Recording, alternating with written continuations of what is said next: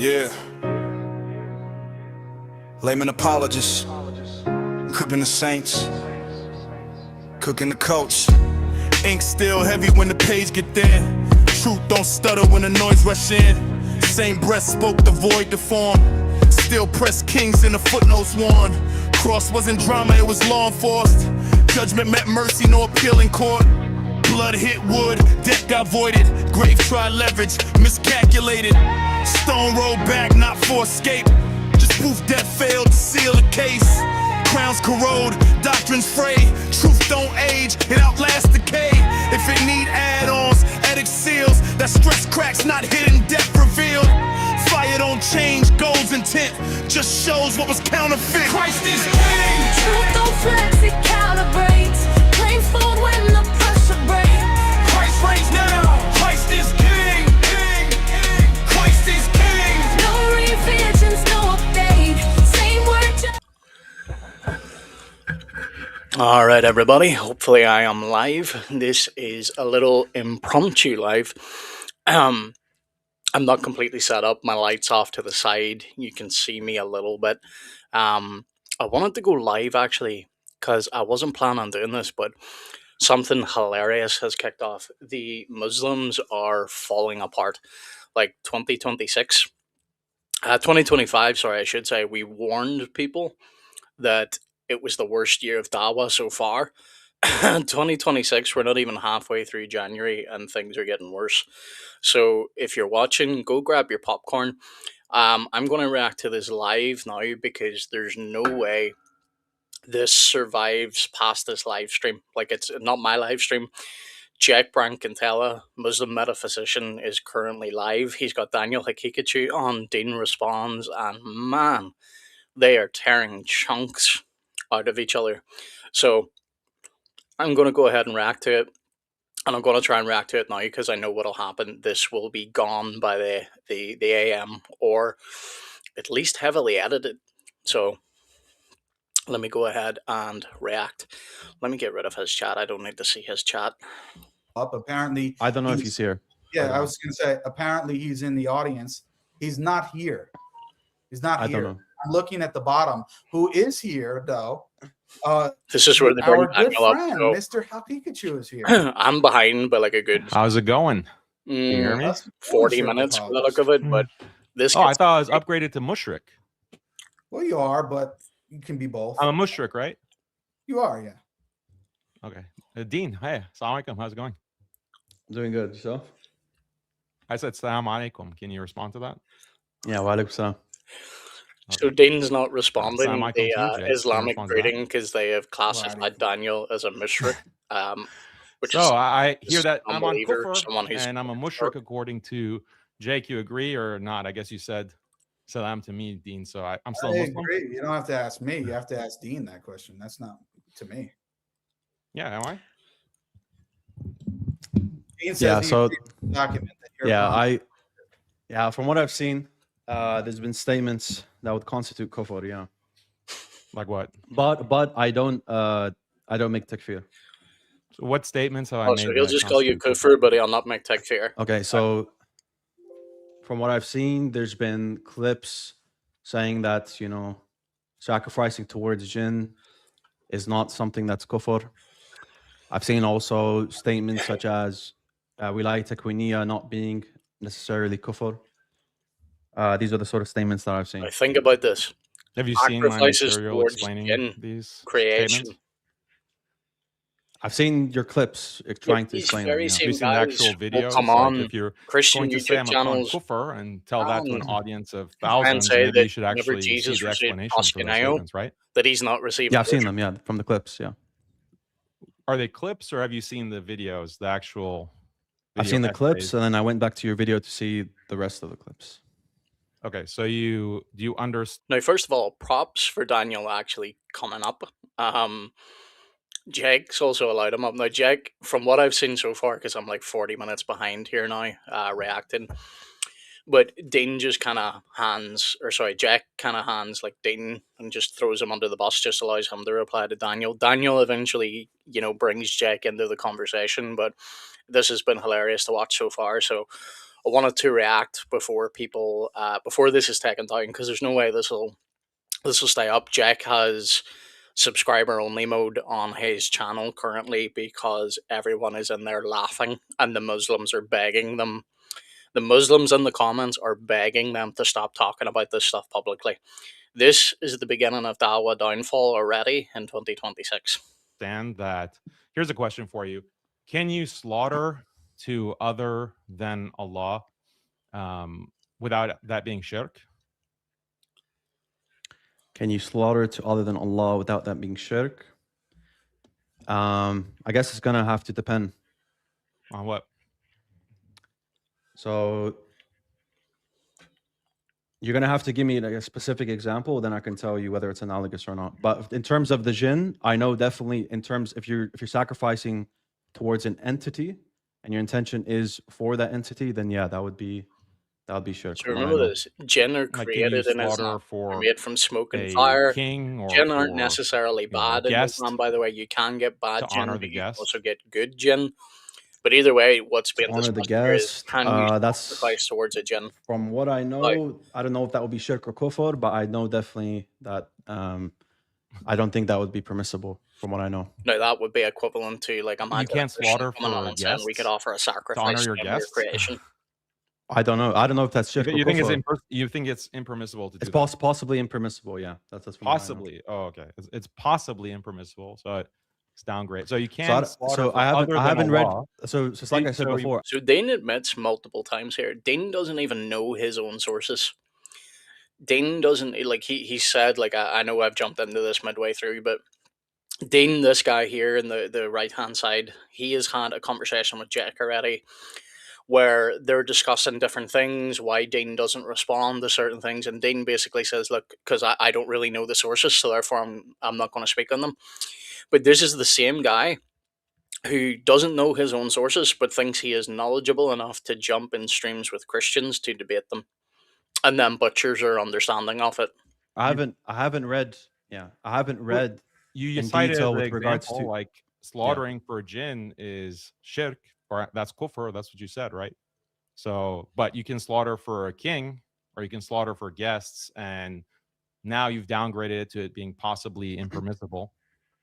Do you know what the Hanbali school says, or the An-Nawawi says, or Rafi'i says He about these doesn't know. practices? Like, when is slaughtering to other than Allah actually shirk? Wait, where'd you go, Jake? Come on. You know, I want your input too. So say what you want about Daniel, and there's a lot of things you can say. The fact that Daniel has came up to someone who, on his stream, someone who is not friendly towards Daniel, someone that does not recognize Daniel as a Muslim, and he's came up onto his own platform, and he's challenging both of these guys, and he's telling Jack, the Muslim metaphysician, not to run. Dude, don't go. Yeah. So please. Yeah. So from what? Yeah. Drink or something. I was trying to be Yeah. polite. No, it's all good. It's all good. Yeah. So I'll tell you very clearly. From what I know, in terms of sacrificing to jinn does seem like it's kufr, right? I haven't read in detail regarding to this, but slaughtering in the name of other than Allah, that's something that I know definitely it's going to be shirk. Now, when you talk about honoring someone, whatever, like these things, I haven't read in detail about, but slaughtering and then slaughtering in the name of Allah with regards to anything else is shirk. Okay, so you know that you're going against the Hanbali school on this, the Shafi'i school, No, like you're because you going haven't against read. the traditional Sunni legal schools on this. You're even actually going against Okay. Sayyidina Okay. bin Baz on this. So just to clarify, going just to clarify, against Daniel. Sayyidina bin Baz. Like, you Yeah. want me to So read just the to clarify, Daniel, if someone's slaughtering in the name of Allah for a guest or for a king, I don't have a problem with that.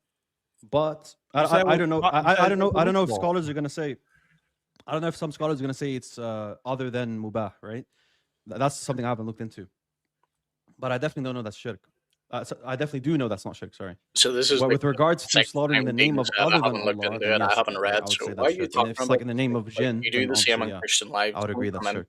But what I've seen in detail with regards to you, and something I can obviously never agree with is, besides this, is being able to control all of the atoms in the universe right? Wait, I want to stay on the slaughter for a second. Like, don't jump around because you first are Yeah, saying as that long as we can slaughtering get to as long as Allah. we can get to Well, Wilayat let me Tekwinia, speak. that's I fine. let you Yeah, speak. So can I yeah. speak now?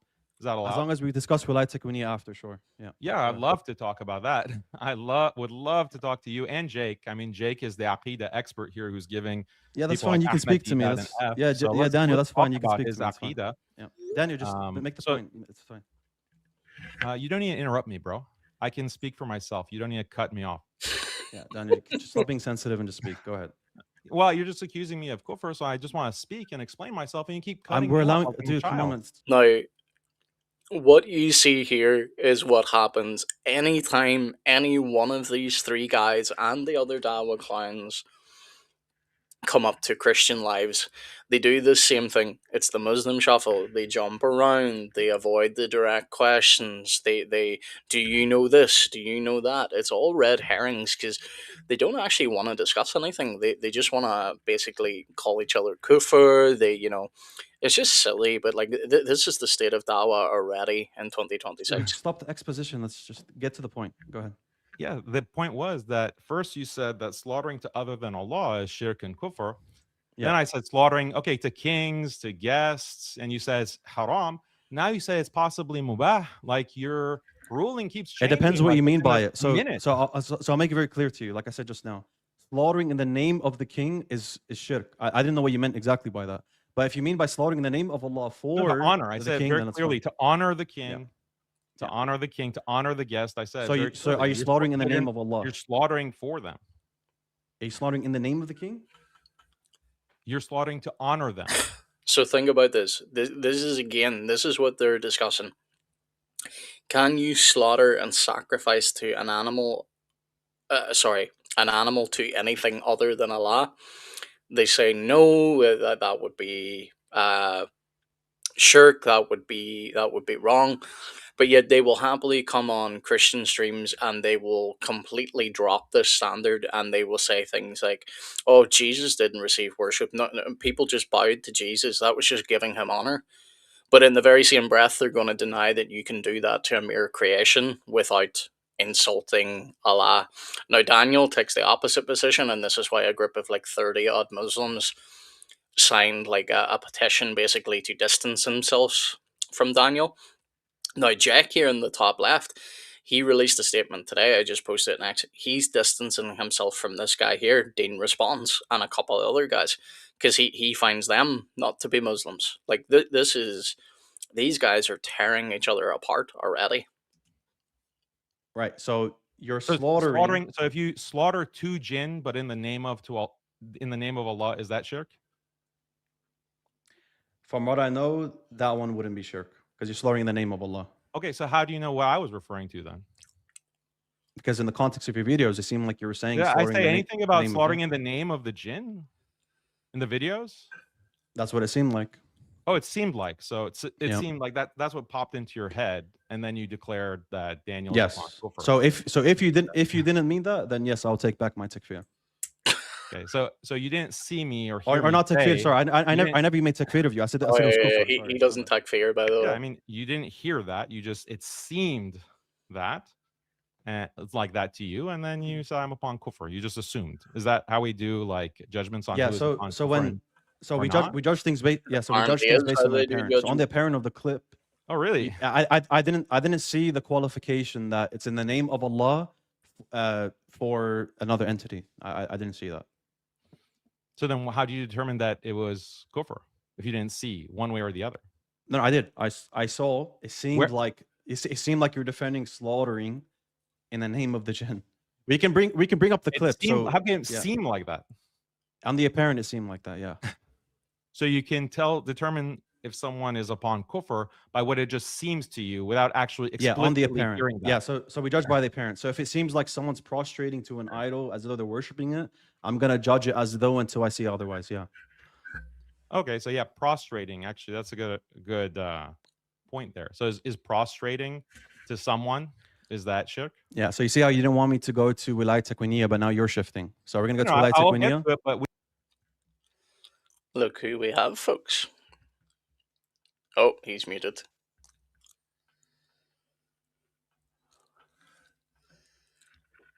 He's having issues, folks. Right. Well, we'll continue reacting to this until I can hear from Gabe. I want to understand your standards. Like, If you're you're putting a gonna, principle. yeah, So if you're you're gonna, prostrating to someone, is that no, shirk? we're gonna stick, as you said, we're gonna stick on the Jin sacrifice. Then we can go to Wilayat Tekwinia, right? Yeah, we're on the Jin sacrifice because Okay, you're talking about. so on the video, like I said before, on the video, it seemed like you didn't add that What's that? qualification that they're sacrificed in the name of Allah for that entity, which is the Jinn. All right. So There we how go. did you I can hear him now. determine that I'm upon it? Sweet. Yeah. Let me just turn you Oh up man. a little bit. Gabe, can you turn your volume up just a smidge? No, actually I cannot. It's as high as I can get it right now. Hmm. But I can do this if that helps out a little bit. Yeah, that's a little bit better. Have you All paid? right. Cool beans. I dropped you a message very last minute. We were meant to have a call today, but I had a nap and completely slept way longer than I meant to. But I dropped you a message last minute. Have you seen this? Like, do you know what's going on? No, I have no clue what's going on. Oh, bro. Have spent way too much time working on all my projects this year. I open up X for maybe 5 minutes at a time, make a comment, like a post or two, and then I close it and just start working on my projects. Otherwise, I've just been far too busy to pay any attention to the Muslims tearing each other apart. Oh, dude, I wasn't even planning going live. Like, this is incredibly impromptu. I just hopped on because this is, and like this is not just me saying that. Like, this gets spicy. Like, I've went back a bit, so like I'm like 40 odd minutes behind, probably longer now with stopping. All But right. so obviously there, you saw the whole thing, like where like a group of 30 like Dayi all sort of like takfired Daniel and said, you know, he's a kufr, he's an apostate. So you've got all of that. Then you've got Jack, who not so long ago did a video calling out multiple people in his own camp, like people like Sheikh Uthman and everything else. He called them out for repeating the lie that Rebecca was 3. So you've got that. Then today, Jack just put out a statement saying that he is distancing himself from Dean Responds, which for the audience is the dude in the top right corner. And I'll maybe pull up the tweet here too, because I forget who else he said he was distancing himself for, because he talked about knowing their private sins and how they're not really living, you know, the true Islamic life. So people that thought 2025 was bad for Islam and Dawah have seen nothing yet, dude. We're not even like through January and these guys are pulling each other apart. So Jack started his live, and the reason why I'm reacting to this is there's no way this live stays up, at least without not being heavily edited. Like, he has got subscriber only mode on, and there is Muslims in the comments begging them all to stop because so many Christian channels are reacting to this right now. That's funny. I'll probably so Jack, download the whole thing before I can go it offline. Yeah, you should. You should. A lot of people have. I know I'm probably going to once the stream's done. Yeah. Which, you know, as long as they take a little bit before they turn it. Oh yeah, they're not going to get it instantly. Like, if Jake wanted, Jake could have shut the stream down already, but he hasn't. But he said, I publicly disassociate myself from Libiano, who is Orthodox Muslim. Okay. In response, it hurts me to say this, but they are not principled duat. They are more concerned with the views, fame, popularity, and money than they are with pleasing Allah. They fear man and want to please man more than they fear Allah and want to please him. Now listen to this. I make this statement based upon their public and private deeds known to me.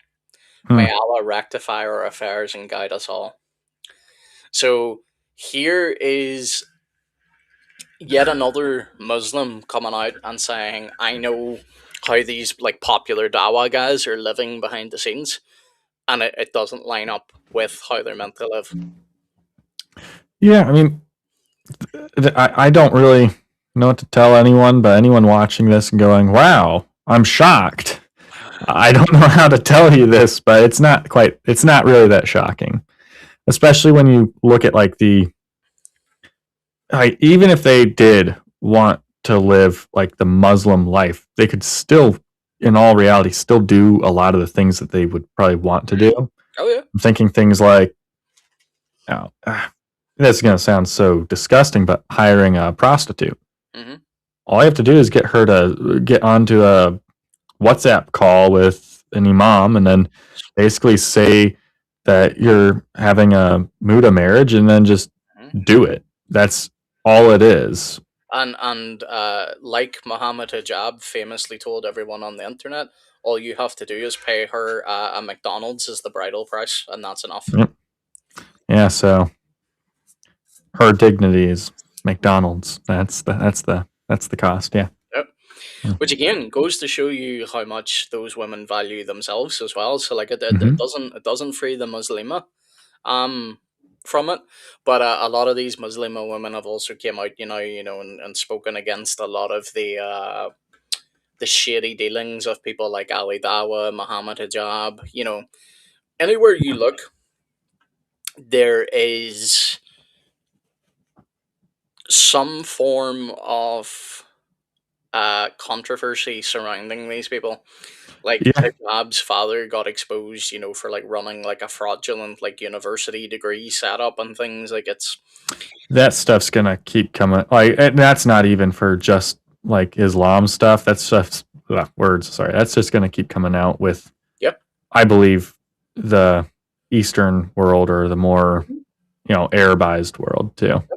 It's not me trying to get political, but it's one of the things that a lot of the Eastern world will do to try to get into the Western world is they'll create schools and then they'll give out degrees and then they'll send their people over into the Western countries because if you have a high standing degree, you're more likely to get into countries like the United States, Britain. I don't know about Ireland, but no. that that happens. But here in the United States, basically, you can, if you have a degree, you can not get ahead of everyone else on the legal immigrant side. Mhm. Like the United States will even sometimes seek out people with high degrees to try to bring them into the country because we want smart people here. And That's how it should be in Ireland, but no, Ireland's border policy is just come on ahead on in, sure, why don't you? So well, and it would be good for the United States if there weren't these schools making giving out fake degrees and doing all that stuff. And if we're not vetting those schools and making sure that, like, we vet the schools in the United States more than we vet the schools outside of it, and then we just accept their degrees. So mhm. whatever. I don't want to get political on this channel, Yeah. but Oh, don't worry. But anyway, yeah. what do you see some of this? I'm going to play some more because this gets spicier. But you were going to say something there, no? Yeah, I was even gonna say in regards to like hold on, does this make me louder or is this the exact same for you? Sounds the same. Perfect. All right. But no, when I was working on one of my projects, and I'll share some of that with you later. Mm-hmm. I was working on a project and I was listening to the new David Wood video that he was doing his live stream where basically someone said that she was the young girl that David, that whole circumstance. They reversed the audio. It's fake. Yep, went through that, and it left me the whole time. I was sitting there like, I even sent in a super chat saying this. I'm like, man, it already speaks lowly of them enough to fake an interview, but like, how much lower does that make the lady who was like, I'm going to go ahead and do that? And then all the men and everyone around her that just go, yeah, I'm going to do that. And then what about all the audience that clearly knows it's fake and they're just now going to bolster this and spread it around and be like, aha, you see? Well, you see, Malik's own audience, like Malik had to interrupt his own live. Yeah, I saw that on the stream. Because Malik's own audience were calling out the fact that this is Cora. This sounds like Cora. Then he had to do the whole fake, oh no, Cora's in the chat. Cora, come up. Cora, come up. But of course, Cora never came up. Why? Because Cora was more than likely the Muslima that was on the call. So, but anyway, let's watch some more of this because this gets spicy, and I want to see what happened near the end because it looks like they're still live, to be honest. All right, let's see. Because you didn't add that qualification. If you're saying I'm Why do slaughtering I for have the to jinn, add the if qualification? you're slaughtering, wait 1 second. If you're saying I'm slaughtering for the jinn and I'm defending this practice, and other people are saying no, it's kufr, and you're saying no, it's just for the jinn, it doesn't matter, you can do it for it, then I'm gonna assume that what you meant by it was something that's kufri. Did you add that qualification in your video that you're slaughtering in the name of Allah for that entity, which is the jinn?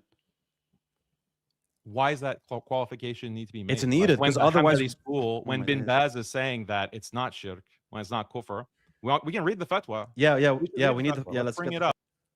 So think about this. Daniel is saying that it is authentic Sunni Islam that you can sacrifice to something or someone other than Allah without it being shirk. Yet, they will pop up in Christian live streams and say that because Jesus received proskuneo, he was only receiving, adoration. He was only receiving honor. Mhm. But yet, both Jake and Dean are on here saying that Daniel is an apostate because he believes that you could bow down to a king, you could, sacrifice an animal for, a friend's wedding celebration or whatever. Yeah. These guys do not have a clue what they're talking about. They have learned talking points that they think work against Christianity. And then Dean, who has said multiple times already, I have not read these sources, meaning his own sources. He hasn't read them, but yet he thinks he's educated enough to come up and debate with Christians about what they believe. Mm-hmm. Let alone what he and his own group believes. Why do you think whenever you see a lot of these Christian lives and stuff, why do you think Muslims are always on the offensive? Why do they always want the Christian to answer questions? Because they can't actually answer anything about their own religion. They fall back on, Allah knows best. Yeah, and that's part of one of the, the men of Al-Zit, right? That is one of the beauties of the men of Al-Zit, is it literally, so have you sat down and actually read the hadith for it? No, hang on, was that a pun, Gabe? Have I sat down?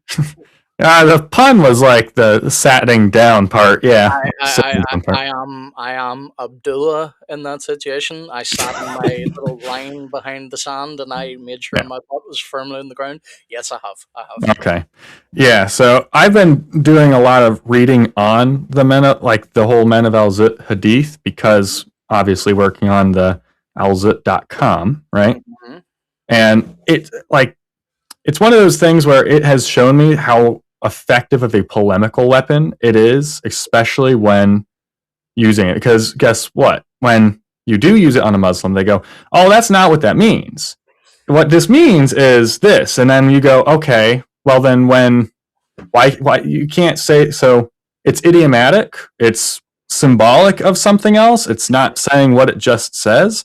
Yeah, no, it's idiomatic. Okay. So why is it that when I say that there are symbolic things and idiomatic things in the scriptures, you deny those and call that, corruption?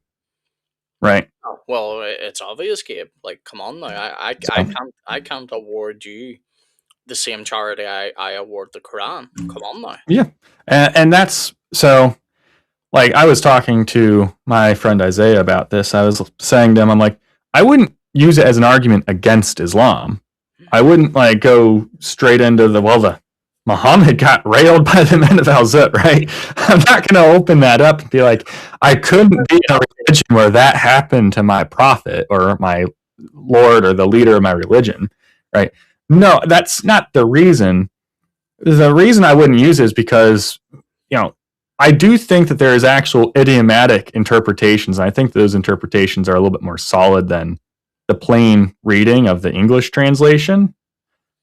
But if Muslim isn't going to allow you to, for example, like if you go through the Shema Yisrael, Adonai, Elohim, Adonai, Echad. Echad is one, right? But Echad doesn't mean, it's not the same as the number one. No, because if Moses wanted to mark out a singularity, he could have used the Hebrew word Yachid. Yep. So when having that discussion, so if you're going down that and they're like, well, yeah, you see the Shema, it says one. That means one. If I go, well, no, that's you just don't understand language. They might be like, oh, well, no, I do. It says one right there. It means one. And then they open up Strong's and they go, see, it says one. And they go, one. And I go, okay. Well, I'm trying to remember the word that means ridden or mounted or rode I think in the Arabic. is it not Yarakabun? It might be. I don't remember off the top of my head, but Mhm.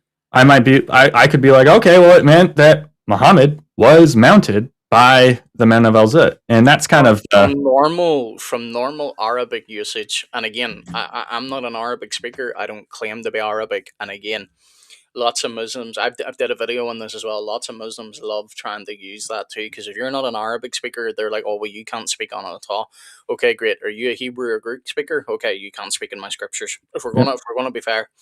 But anyway, what I was trying to say is that word in normal Arabic usage is talking about whenever you mount an animal to physically ride it, or it is used also colloquially how we tend to, and when I say we, I don't mean me and you, but I mean like yeah. I don't. the modern usage of the word. If someone said to me, I was riding last night, and I'll try and keep it polite, they normally mean they were having sexual intercourse, right?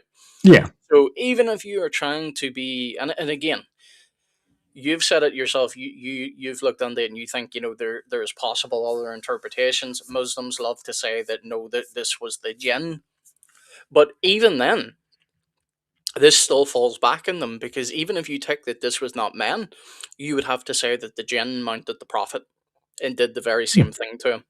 Yeah, but that goes down back to the Arabic. I mean, so trying to remember, there is a tafsir that uses the same phrase. That means like Muhammad had them gather around him. Surrounded and So yeah, so that's where that usually would mean, and that would be where you get the idiomatic use of it, right? And so that's why I don't usually go straight to that English or more colloquial interpretation. That said, if a Muslim's not willing to offer that grace to me in regards to the Hebrew or the Greek, or even just any sort of idiomatic use of the language or any symbolic use of the language, then it doesn't really.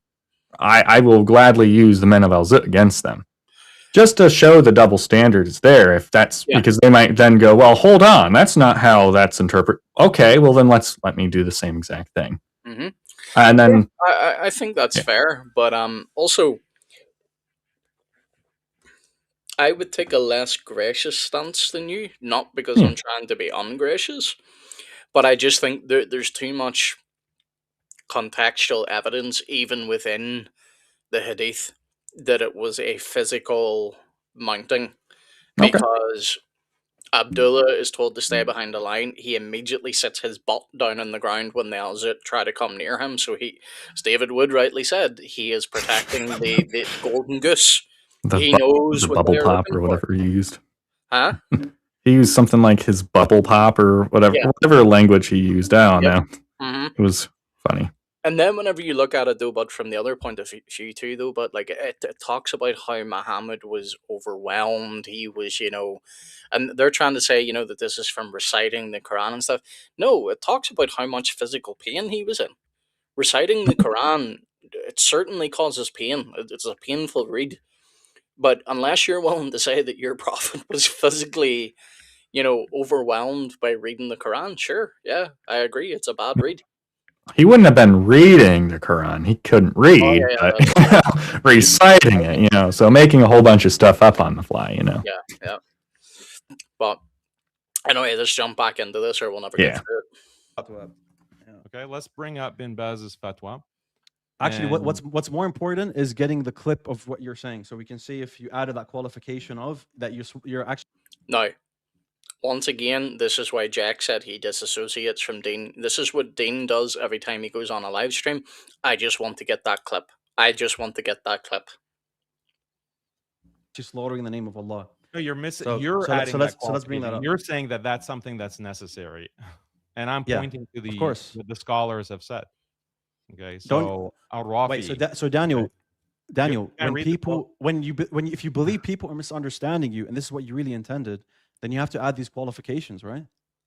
No, the qualifications have been made. You don't even know anything about this topic. That's why you keep downgrading from shirk to haram to possibly allowed to mubah. You don't know. Now, Daniel's right here. Mhm. Dean has retracted his statement multiple times, followed by, "Well, yeah, I don't know the sources." So why are you going? And again, I don't really care whether they go with Daniel or not. You lot feel free to take lumps out of each other for all I care. But if you're going to go at something like Daniel, who Daniel does know his position very well, I'll give him his credit. He doesn't know biblical topics very well because it's been proven time and time again. Daniel doesn't actually research any of his own stuff. He's admitted on live streams he has a team that presents research to him, and then he talks about it.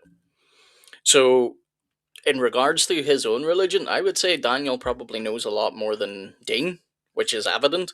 But yeah, And Daniel, just from my understanding of Daniel, he seems like one of the more authentic guys in the whole Dawa scene.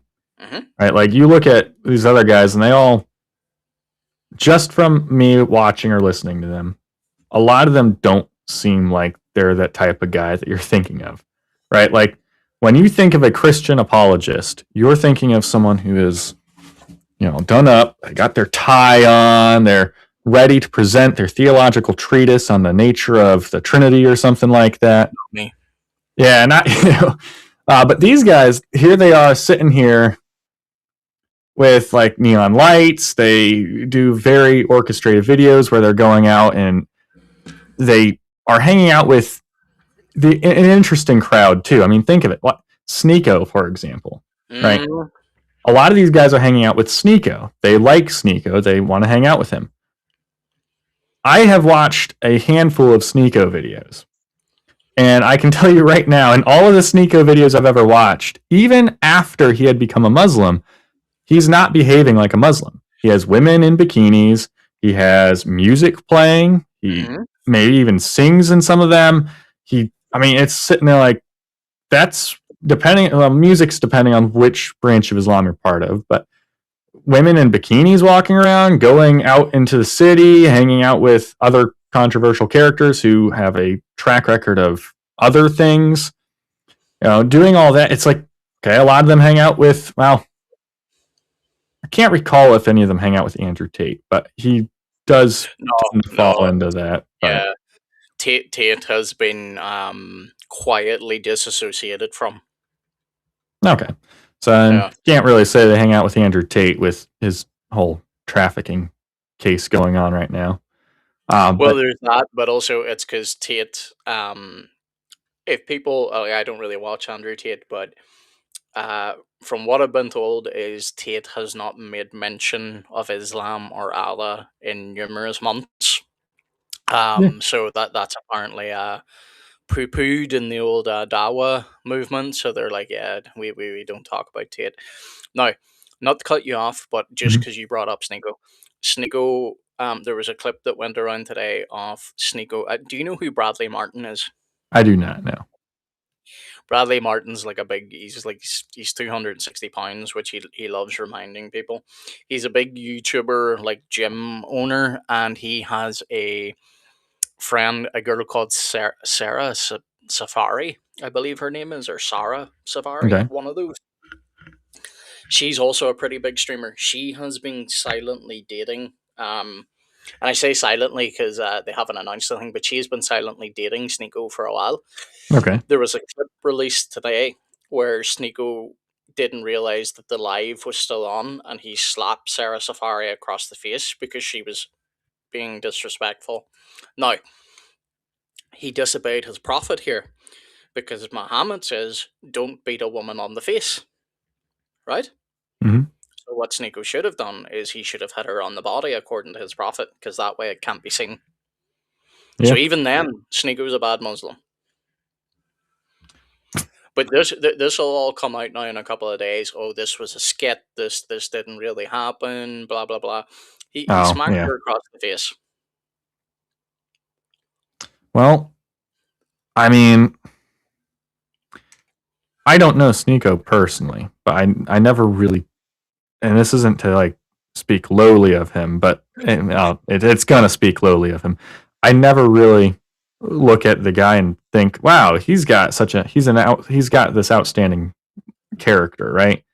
He's a outstanding young man here trying to do what's best for society and for his family and country, and no, I don't see that in him. I never have. And Sneeko. it kind of goes the same boat with guys like, since I mentioned him earlier, Tate, or even a lot of other guys. I just don't really look at them and go, yeah, that's like a really upstanding guy that's gonna treat a woman right, and he's gonna have a family, and like, no, when you run around with like 20 different women in a month, and you got videos of you and all of them in bikinis and in hot tubs, and you're all immodest, and you're Mhm. running around kissing all these different women. I could go down the list, right? Yeah.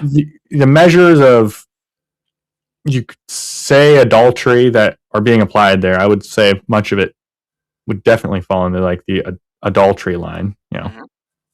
And Well, think about it. Malik's already exposed Sneeko for being, one of the guys. And again, audience apologies for listening. It's their Mhm. words, not ours. Sneeko's been one of these guys that have been running trains on women while the Warner, watches on. I like how that was a good segue with Mhm. Mr. Warner Watcher. Yep. But it's just, I look at it and I go, like, part of me, like, for as far as that explicit example, part of me would look at it and be like, she could have watched some of his streams if she was interested in him, and saw or videos, and saw how he was acting around women, and kind of deduced that he wasn't a good guy to be around. See, the thing is, too, and But I know this will tick a lot of people off, but it's just the truth. Sarah Safari, or Sarah, whatever her name is, she, from what I can tell about her, she does a lot of stuff for clicks as well. Now, did she deserve a slap across the face? No, I'm not saying that, but what I am saying is I don't think Sarah cared too much about what Sneeko's reputation was. She's more interested in what will bring her career further notoriety. So okay, well, I don't know who she is, so I can't speak on that. I know very But little about her. I just know I see enough YouTube clips and stuff to know of them, but like okay, beyond that, I don't really know too much about her. But I saw it today because there's a little dude. I think he's called Neon. I think that's his okay, name. Neon or whatever his name is. He's a small nerdy little kid. He's apparently like a Muslim as well. But same thing as Sneeko. He's not like orthodox in any sense. Like listens to music. He's Mhm. constantly streaming with OF girls. Like Yeah, these dudes just do not give a toss about their own religion. They just don't.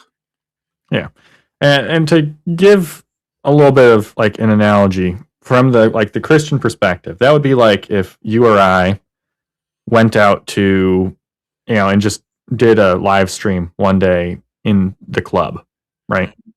Let alone going to the club, big no. But going and then doing a live stream in the club, even bigger no. And it's like Sneeko does these videos, edits these videos. Well, he probably doesn't edit his own videos, but he does these videos. And is literally doing that. And then again, to circle it back to the topic, these are the guys that, not Daniel, but these are the guys who are usually, the other Double guys are usually the ones who are hanging out with guys like Sneeko. Yep. And even Malik. We could probably throw Malik in there. I don't know really anything about him outside of the few new live streams and videos I've seen from him. He's But just interested in building his name. yeah, and I don't really care in looking into him too much. But I would assume, given the clips that we have seen and even watched here on the stream, well, not this stream, but on previous streams, that he's in the same exact boat as Sneeko. So again, just an assumption. Can't say anything for sure. But, I mean, they're all hanging out with each other in this same crowd doing that. I don't really think highly of them. No. Daniel Hikikachu, on the other hand, I look at him and I think, okay, this is a guy who is actually trying to live out his faith. He might argue against Christianity fairly fairly disingenuously. There we go, if I could speak at times. But for the most part, I tend to think he's a genuine guy in his actual beliefs and convictions. Yeah, like David Wood and IP and stuff have all said similar. Like, Okay. you look at Daniel and you do not know. We could be majorly shocked and majorly surprised at Yeah. this, but Daniel does not give off the vibe that he is out. And again, their words, out in clubs, running trains, and women drinking, smoking weed. Daniel doesn't come across that way. But what I will say, and what should concern people, and I need to be careful because we're also on censorship, Mhm. but Daniel has made it very clear that, 6 would not Wow. be the minimum age. Like, it could go a lot lower. So, as much of credit you could give Daniel for being genuine in some areas, he is also incredibly perverted in other areas. Mhm. So, yeah. But Well, but that's also his religion that he's defending too. So that's why I like pulling that out of them. It helps show the Westerners and hmm even many of them that, wow, what is wrong with this religion? That the example of our faith, the example and exemplar of Mhm. our, race of people being human beings hmm Oh, would do remember, such a thing. Muhammad's Yeah. the example for all mankind. Yeah, So that's what I was getting at. Is yeah. there are tafsirs out there that basically would, and I'm using our language here, that they would say takfir, but essentially what that would mean is, for us to anathematize one another, it would be to say that you're an apostate, an unbeliever. Mhm. But if you ask a Muslim something along the lines of, like, is there anything that your prophet has done that you wouldn't do? They technically should not be saying no to that question. They should say, yes, I would do everything the prophet did. Because otherwise, to say that they wouldn't would be to say that the prophet did something that was wrong. So, whenever pushed on it, that's primarily why you got the confession from Muslim cowgirl. That you know, Okay. Yeah. th- th- Yeah. yeah, they're not embarrassed about what Muhammad did to Aisha. So basically, admitting that he would do the same thing. And yeah, so that tends to be part of my approach, and those are just so. Yes, while I would say that that is a extremely it's an extremely perverted thing to do or to like defend. He's defending it because again, his convictions actually seem like they are true in Islam. Yep. Versus these other guys who both on screen and behind the scenes Yep. live opposite lives of Islam. hmm It's like, for example, to help maybe any Muslims watching this, a woman converts to Islam. She's supposed to wear her hijab or burqa, right? hmm If she doesn't, she gets yelled at and told that she needs to wear a hijab or a burqa. Well, she'll be lucky if she gets yelled at. Yeah, yeah. Sometimes it gets far worse than that, especially if you're actually in like an Arab country or the UK, for example. Yeah. But it's like that same thing does not apply to them at all, right? Oh, it's rules for the women. They have to get dressed up. They have to do all this. But you know what? We can still have the occasional beer. Allah will forgive us, right? Or whatever arbitrary standard by which their God forgives sins. And it's just they just continue living a life as if they were just some sort of secularist hmm trying to have a whole party life going on. So Well, you see, you have to remember it really is arbitrary because at the end of the day, there are commentaries that I could pull up. I watched Christian Prince on this recently as well, and I can't remember the commentary he went to, so I'd need to go and look it up. But he essentially showed a Muslim guy that this dude lived all of his life pretty much trying to obey Allah, but in the end of it, he just did not make heaven Hmm. because guess why? Just wasn't Allah's will. It was recorded in destiny that he was meant for hellfire and not for paradise. So Very fatalistic of them. uh-huh. So this is the thing with Islam. Like they love saying, why does your God need a sacrifice to forgive sins? Hmm. Because our God is just. We Hmm. sinned against our God. We broke his law. That means that there's a forfeit of life. That means that a life has to be given in our place, right? Otherwise, we pay for it ourselves, and we can't pay for it, which means we go to hell. In Islam, what they love to say is, "Oh, Allah just forgives." Cool, your God's not just then. No one gets justice because And Allah's not interested in justice. thing that always gets me with that is that they like to talk about how they have this continuity with the Abrahamic faith, and that Christians are the ones that are like diverting because we left the oneness belief that was totally unanimously held to across all of history, right? That Yep. that's a whole other thing I can cover another time. And for people who don't know, I'm saying yup, as in like it wasn't unanimous. The Jews were very divergent in their understanding of God. Yeah. And you can see that in the language they used and even in early rabbinic sources too. Because do you know Um, why? Not to cut you off, Gabe, but do you know why, folks? It's because the Jews understood that from the Shema, they were not saying that God was a singular. They understood that there was Unipersonal. plurality. Yeah. Yeah, they understood that there was plurality with God. Many of them saw the same exact things that Christians saw and see still today. Especially Sodom with and angel of Gomorrah the is Lord. Sodom and Gomorrah is my favorite example because it's Yahweh Yahweh rain and fire. calls fire down from Yahweh in heaven. So there's two very distinct Yahwehs. That's Yep. my favorite example to point to because it's literally Yahweh, Yahweh, like same, not even two verses apart from each other. It's right there. Oh, but But yeah, that's just agency. either way, um, but so they like to make this claim to this consistency with the Abrahamic faith. God has always been just and has always required like a payment to be made or some sort of debt to be fulfilled. You see this even in Genesis, Mhm. back at the Garden of Eden. What did God clothe Adam and Eve with? Animals. Yeah. So there was a payment, a ransom being made for them. And that same thing applies all the way up until Jesus, who is our ransom. Yep.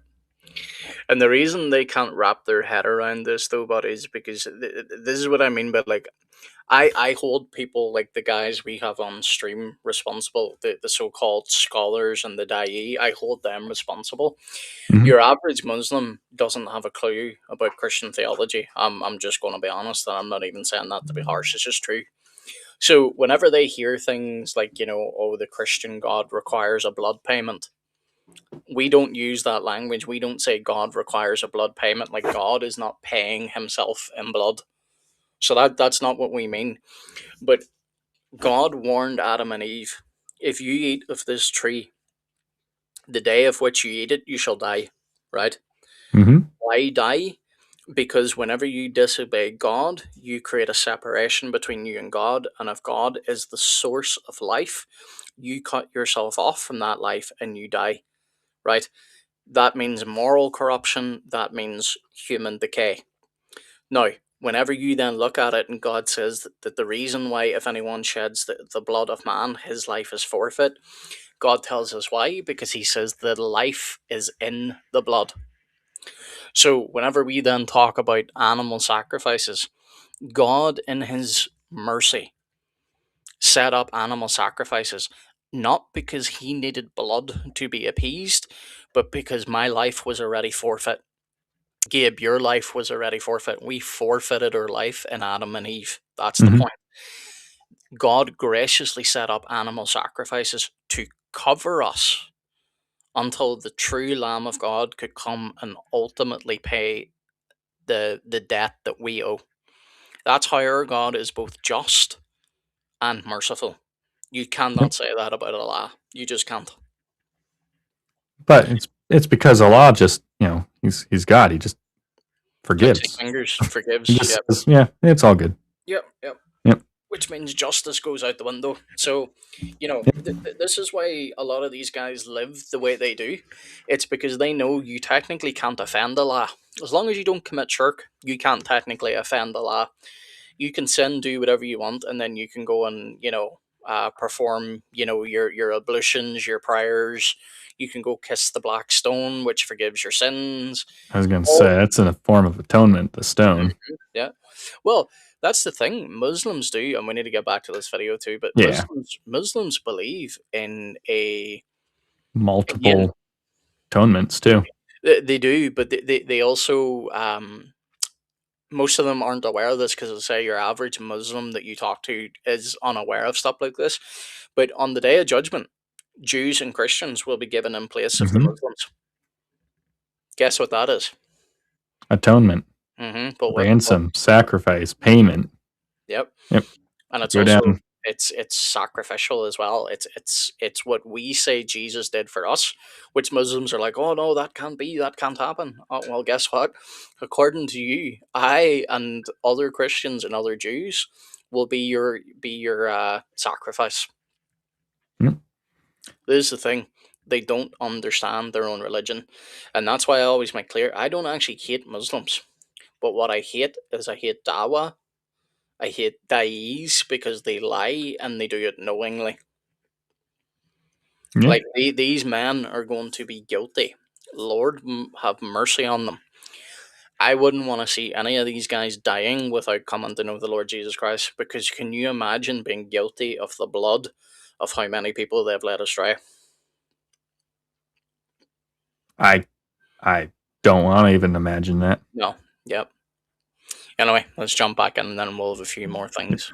Anything about this topic. I'm trying to educate you here on stream. I've written about this in many places. I've done videos in many places. You've just watched clips. And then what seems to you to be kufr, then you say, oh, Daniel is upon kufr. Now I'm trying to educate you about the topic, and you want to change the subject. So let me read the quotes. No one's changing the subject, Jati Daniel. scholar, a raw. No, sorry, I don't mean to stop this so quickly. This is not me trying to do like an ad hom attack. This is not something I would repeat a lot. But sometimes Daniel's movements, especially the hand movements in his head, sometimes he comes across a little bit gay. Just, Oh my goodness. I'm sorry, but it's true. He just sometimes is a little bit. Hey, he's just living out his religious convictions and following and obeying the likes of the Prophet Muhammad. Yep.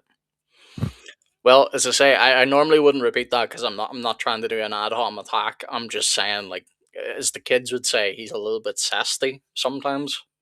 Wait, zesty? That's what zesty means?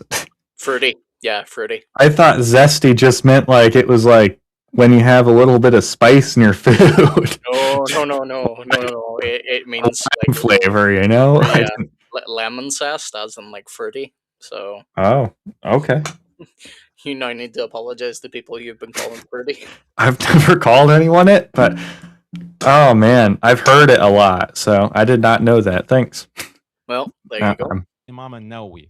And he says, know that slaughtering animals for a being that's worshipped and in that being's name is like prostration, like sajda. Each of these, slaughter and prostration, is a form of veneration and worship that is exclusive to Allah, who alone is deserving of worship. So whoever slaughters for someone other than Allah, whether for a living being or an inanimate object like an idol, as someone else is animal. Now, you don't know anything about this topic. I'm trying. Oh, Gabe, catch this language, right? Listen to what Daniel says here. To educate you here on stream. I've written about this in many places. I've done videos in many places. You've just watched clips. And then what seems to you to be kufr, then you say, oh, Daniel is upon kufr. Now I'm trying to educate you about the topic, and you want to change the subject. So let me read the quotes. No one's changing the subject, Jati Daniel. scholar, Al-Rafi, is quoted by Imam Nawawi. And he says, know that slaughtering animals for a being that's worshipped and in that being's name is like prostration, like sajda. Did you catch that? Like? Or? Yep, like prostration. Mhm. right? But these same guys will come up and say that whenever men proskuneoed Jesus, whenever they bowed down to Jesus, they were not offering worship. Mhm. But yet, in what Daniel's reading out here, all of this is likened towards worshipping Allah, meaning you cannot do it to randos. You can't do it to jinn. You can't do it to whatever, because guess what? It would be like worship. Yeah. Each of these, slaughter and prostration, is a form of veneration and worship that is exclusive Is a form of worship. to Allah, who alone is deserving of worship. So whoever slaughters for someone other than Allah, whether for a living being or an inanimate object like an idol, as an act of veneration and worship, then the slaughtered animal is not permissible to eat, and his action is an act of kufr. Just like one who prostrates to someone other than Allah with the prostration in. Okay. Yeah. Yep. He was making it seem like it's more like he's just backing up what you've been saying this whole time, which is earlier he said like, and now it's becoming more solid. Yep. Obviously, he's just reading someone else's another scholar who's actually sat down and done a lot of research on this. Yep. I caught the name. It was Rafi, and I couldn't get the rest of it. So yeah, hopefully we can get this downloaded and we can check that. But like this is the thing. He's about to go on now and say he's about to clarify and say intended as worship. Did Thomas intend worship to the Lord Jesus Christ when he bowed before him and said, "My Lord and my God"? yes. Which they know that's what Thomas intended. But what do they say? Oh no, Thomas was just paying him honor. And they basically, and Unitarians do this too, they read that sentence and go, like, it's like they reenact it in their head where Thomas is looking at Jesus and he says, "My Lord and my God." That's how they understood. Like, that's honestly what they do. Meanwhile, what Thomas is doing is he's before Jesus, he bows down and he says, "My Lord and my God." Mm-hmm. And my God. He's calling Jesus his Lord and his God. But you see, these guys know that. But this is the double standards they use. And this is why I'm so glad to see these guys fighting with each other. Not because I take enjoyment out of it, although it is kind of funny, I will admit. But it's because notice how they won't allow the double standard to be used upon themselves. Yeah, and that kind of goes back to. I don't want to circle all the way back and reiterate it all over again, but the whole like Men of Al-Zit thing. Yeah, no, we don't want to be circling the Kaaba. But it goes back to the Men of Al-Zit thing that I mentioned, where I'm like, all right, you want to hold me to this standard? Okay, fine. I'll be held to that standard, and I'm gonna pay it to you equally. Oh yeah. It's just what the English says. It's just what this says. It's just the colloquial understanding of that word, right? It doesn't matter because you don't need to read something with the most important key piece of evidence or piece of detail that you need when reading context. I can tell you this much: Abdullah made sure his piece wasn't up for offering. No, he assured that it was saved for that special jinn or the special azlit. Yep. Abdullah just made sure he stayed behind the Diddy line. Yep. Intended as worship. Likewise, if he slaughters for that being or for someone else in the same manner intending worship, then the ruling is the same, i.e. the person who slaughters intending worship has committed disbelief. However, if he slaughters for someone other than Allah, not in this manner, meaning not intending worship, such as sacrificing or offering an animal to the Kaaba out of reverence for it as the house of Allah, or slaughter. Oh, hang on a minute, Gabe. Multiple Muslims have told me we don't pray towards the Kaaba, we don't pray to the Kaaba. The Kaaba is just a direction. But you mean to tell me Islamic scholars say you can sacrifice to the Kaaba? Wow. The other thing to that too is, I've seen a lot of Muslims online saying, "Oh, you're saying we're idol worshiping," and then they post a picture of a nun bowing to Mary, a statue of Mary, and they're like, "But this is far more idol worshiping than we do." I'm like, no. I'm like, if you're gonna say that the nun bowing and like praying the rosary or something is idol worship, then you have to say that the Kaaba, like circling the Kaaba, all of that is idol worship as well. Dude, like, otherwise you have to affirm a like at least parallel or something similar to the Roman Catholic interpretation of veneration. So, which is what Daniel just read as well. Like that imam, whoever he is quoting, has realized that veneration also exists. But also, here's the other thing. It did say, at least he read, and I misheard it, but it said that veneration was only for Allah. But maybe he meant that. Maybe in saying that, he meant that that there is certain veneration that's only meant for Allah, and then he is going down the path.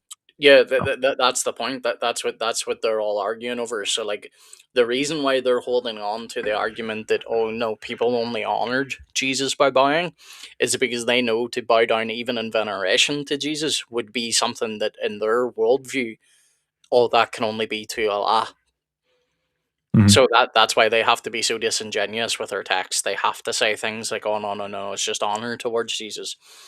But going back to the whole Kaaba thing, regardless of my differences on the view of Mary or bowing, to a statue of Mary, there's not one Catholic I know that thinks Mary is going to pay for their sins. Right? Whenever you bow to the Kaaba and you kiss the Kaaba, you believe that on Judgment Day that Kaaba will gain 2 eyes and a tongue that will testify to Allah on your behalf that you kissed it and that your sins are forgiven. Just think about that. Not to mention the fact that the Kaaba was already a place where idols were set up long before Muhammad. All Muhammad did was remove the idols and reinstitute the practice and say that it was for Allah. Like, this is the thing. This is idol worship at its finest. For the messenger of Allah. I'm looking for that video right now. If you could send that to me. What video? The live stream we're watching. I'm gonna see if I can get it downloaded real quick before they delete it. So just go to Jack Brancantella 2.0.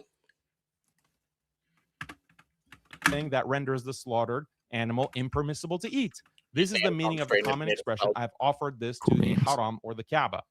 Of this same kind of slaughtering when receiving the sultan, because it expresses happiness at his arrival, which is akin to slaughtering an aqiqah for the newborn. Such acts do not necessitate kufr. Similarly, prostrating to another human out of humility or submission does not necessitate kufr. Yeah, I agree with that. Yeah. Now, notice that? That's Daniel's view. So bowing towards another human doesn't now I'm struggling with the word because he was. It doesn't. Why am I struggling with that word? Necessitate. Yeah. See, whenever you overthink a word, sometimes it really does get you. But he's pointing out that in his view, and what he says, is the traditional view, it doesn't automatically mean shirk.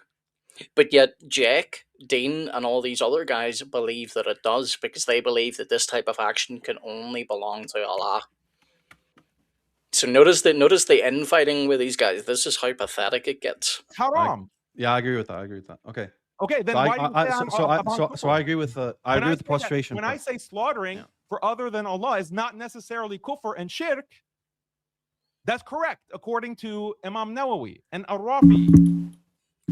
So there's that dude's name again, Gabe. But yeah, I'm not even. Rafi, and then I can't pronounce the other one. I don't even try, and I don't care. Like, Muslims will come on here and make fun of me because I can't pronounce it. I really don't care. Yeah. That's correct. So why are you accusing me of being on kufr for that? Or Jake, yeah, so that's why I'm. Okay. So Daniel, first of all, and if Daniel is only this good at debating Christians, he'd be really good at that. That's the thing. That's what I pointed out. Yeah. Daniel knows his own religion, I say, very well, because he can come up here freely. Like right now, yes, Daniel's got something clearly in front of him on the screen. Big whip. That's what he was just reading. I know that, but what I'm saying is, like, I watch a lot of these live streams recently, like with Nick, like Fearless Truth and stuff, and like, Even from my own side, and this is not a knock on Nick, and it's not a knock on, there's an Orthodox guy I watch as well. His name's called Bear the Image. They both do an incredible job. But do you know what I hate from both the Muslim and the Christian side, and even atheists, because atheists do these streams too? See this whole idea that if you need to go and read a source or whatever, I hate rhetoric for the sake of rhetoric, right? Because it's similar to in boxing. Boxing coaches tell you, even at the end of the fight, if you got your ass kicked for 8 rounds, get up and celebrate like you dominated all 8 rounds. Why? Because you may convince a judge, you may convince an audience member that you did a lot better than you did. So what I hate is whenever I watch these live streams, and like say for example, a Muslim does come on, and I'll do it from our side so it doesn't seem like I'm being biased. A Muslim comes on, he says something to a Christian, the Christian's like, well, where is that? Go get a source or whatever. And the Muslim says, oh, I don't know. I hate this type of rhetoric. Oh, chat, clip it, Mhm. chat. See, look, we got them. They don't have sources. They need sources. Look, he has to go and look something up. I hate that type of rhetoric. Who is a walking AI machine? Who is a walking Google, ChatGPT, where we have the information, at the tip of our hats? So see, whenever people do this whole thing, oh look, we got them, clip it, blah blah blah. I hate that type of nonsense because it's not actually an argument. It's just rhetoric, and it's just designed to try and make you look good. Yeah, if anything, I usually will give people more credit when they actually Yep. look up and pull up a source, Mhm. right? Now, don't get me wrong. This is where some people try and say I have a double standard, but I don't think this is a double standard. This is just me applying their standard back on them. Similarly to the way you said about the whole Al Sit thing, right? Mhm. If I've got a Muslim that comes on and they're really arrogant, and say, for example, they say to me, oh, in the Catholic catechism it says XYZ, and I'm like, I don't think it does. I'm going to go and look that up. And they do the whole thing, clip it, chat, clip it. He doesn't know his own sources. Now, newsflash, everyone, I'm not a Roman Catholic, but I'm using that as an example, right? Just because I would have to go and look something up does not mean, oh, I don't know what I'm talking about, or I don't know whatever. It just means I don't have, retained information in my head at the drop of a hat. Now, if that Muslim applies that standard to me, if he then later in the call needs to go and look something up, I will return that favor. Yeah, I can get that. Yeah, I'll match his energy. But what you're not going to find is whenever we do call in streams, if a Muslim says to me, I don't know, I would have to go and look that up, I'm going to turn around and say to them, fair play, go and look it up. Respect. Yeah. Please. I want you to look it up. Mm-hmm. If that's correct, I mean, if I'm following the wrong religion, I want to be directed to the right religion. Yep. Now, I happen to believe that their evidence for Christianity way, and I mean way, is outperforms the evidence for any other faith or belief structure out there. Yeah, for sure. I don't even think it's close. I've been looking at a lot of Hindu stuff as well lately because I'm trying to fill in gaps where a lot of people aren't at in order to, if anything, at least show people in those areas that they're, a Hindu or an Indian who is a Christian and wants to, help spread Christianity might need some resources. And if I'm lucky enough to have those, want to meet people where they're at and get people resources. And, right now with Hinduism, there's not a lot of stuff out there for Christians interacting with them. And that's because it's really hard. But I'm going to be honest, I lost a little bit where I was going there. Where was I going with that? What I was going to say is I need to run to the bathroom here, so I'm going to let these guys continue to tear each other apart for a bit while I go to the bathroom. So sounds good. 1 second. Okay. 1 sec. They're still live too. I have their live stream up in another tab. If someone qualifies it as they're not sacrificing to Allah in the name of Allah, but they're sacrificing. Who is this? What do you say? I gave you the source of my quote. What is the source of your? Yeah. I'm not reading it. I'm just telling you what my opinion is, and then I'll read from Ibn Baz because you said Ibn Baz says it's not shirk. So, yeah. So first, I'll give you my opinion. So my opinion is that if someone is sacrificing to in the name of other than Allah, then that's shirk. If someone's sacrificing in the name of Allah for someone, then that's not shirk. Now, if you're gonna add, if you do intend that qualification, then obviously I wouldn't believe you're on kufr then.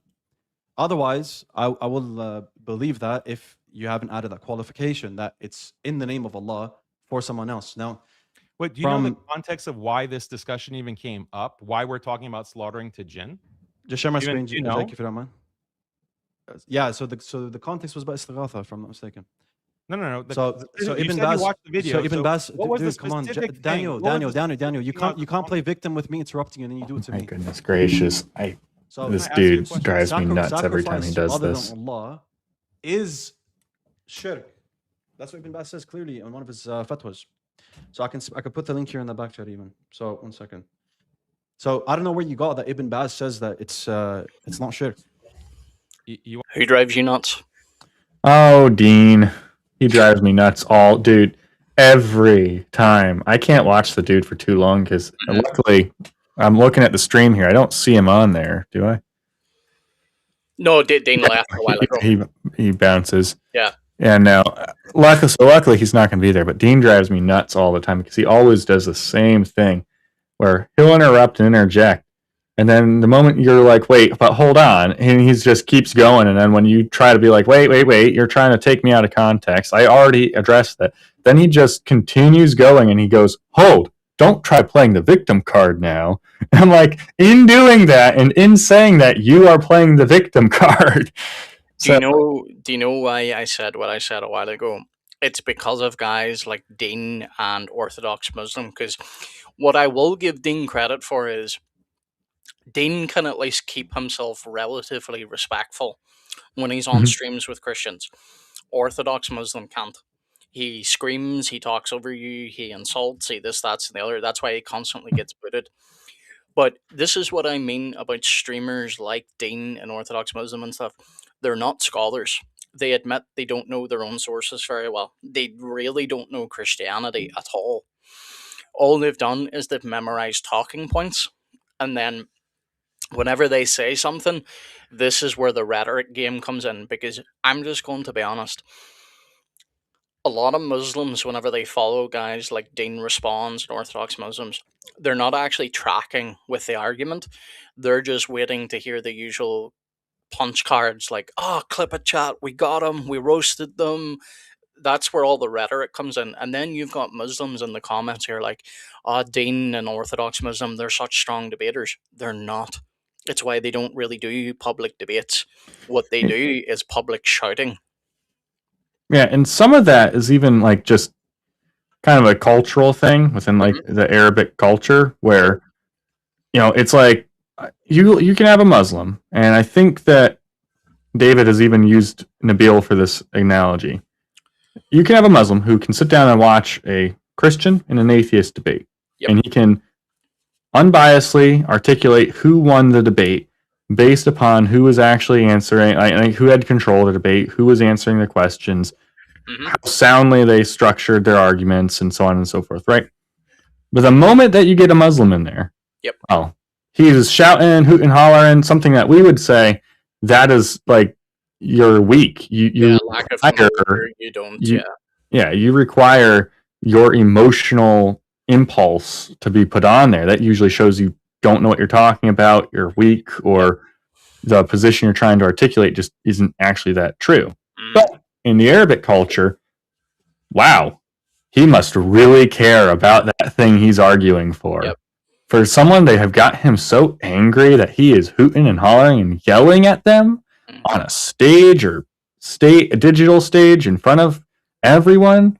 Man, that is like, that guy won that debate. And the rest of us are sitting there going, That dude you can't be serious. That dude lost the debate. And this is a very key point, especially when looking into other religions and other faiths. It's a very good thing to know. People don't think the same way you do. People do not think the same way the people around you do. They think in Islamic cultures, they have a very, very fundamentally different understanding of a lot of stuff, not even just like how to debate. It falls into like how to, what is the best, like even just ideas like the best means of preservation. Yeah. No one in a Christian or like Jewish or westernized context would have ever thought that saying things and is the best way to preserve something, right? We have always recognized that there is not this, well, till like the Middle Ages, well, a little bit after the Middle Age, 4th century, till the 4th century, like Christians and Jews have recognized, yeah, you cannot trust an oral tradition to be reliable. We have to write these things down. That is why the texts of Scripture have always been written and passed, copied by scribe after scribe after scribe, monk after monk. They have been stored and they have been revered. It's why we have things. That's why we like do that. That is a very Christian cultural thing, or Jewish and Christian cultural thing. Whereas in other cultures, like the Arabian cultures, Muhammad literally was like, yeah, no, we're going to miraculously be able to preserve everything just because Muhammad couldn't read, he couldn't write. So he's like, yeah, we're going to miraculously preserve everything just by memory. And he also got revelation very very interesting times whenever he needed something, to which Aisha herself actually even points out. Yeah. But that's just a key thing for anyone watching this that is sitting there going, yeah, I want to get into the debate scene. I want to do apologetics and some polemics, and I want to ultimately defend Christianity and, help bring people to Christ in doing that. If that's where you're at and you're sitting there going, I want to do that, this is such a fundamental thing that you must understand. Because especially here in the United States, for whatever reason, here in the United States, everyone thinks that everyone else thinks like us. But I can tell you right now that is not true. You get a conservative and a liberal, right? And you ask them about one question, you'll realize that even just within our own country, our own country, same neighborhood, same street, everything can be the same. They will have two fundamentally different understandings of like the rights of women and does a child warrant its death? Because ultimately it's because culture comes from religion. That's an argument I always use, but you just have to recognize that when you're engaging with people. Yep. I did an well, it's actually a second part, but I did a second part of my interview with Skinny Ty recently on Islam, and I shared that exact same thing. Because one of the questions from one of his listeners was, how do you witness to Muslims?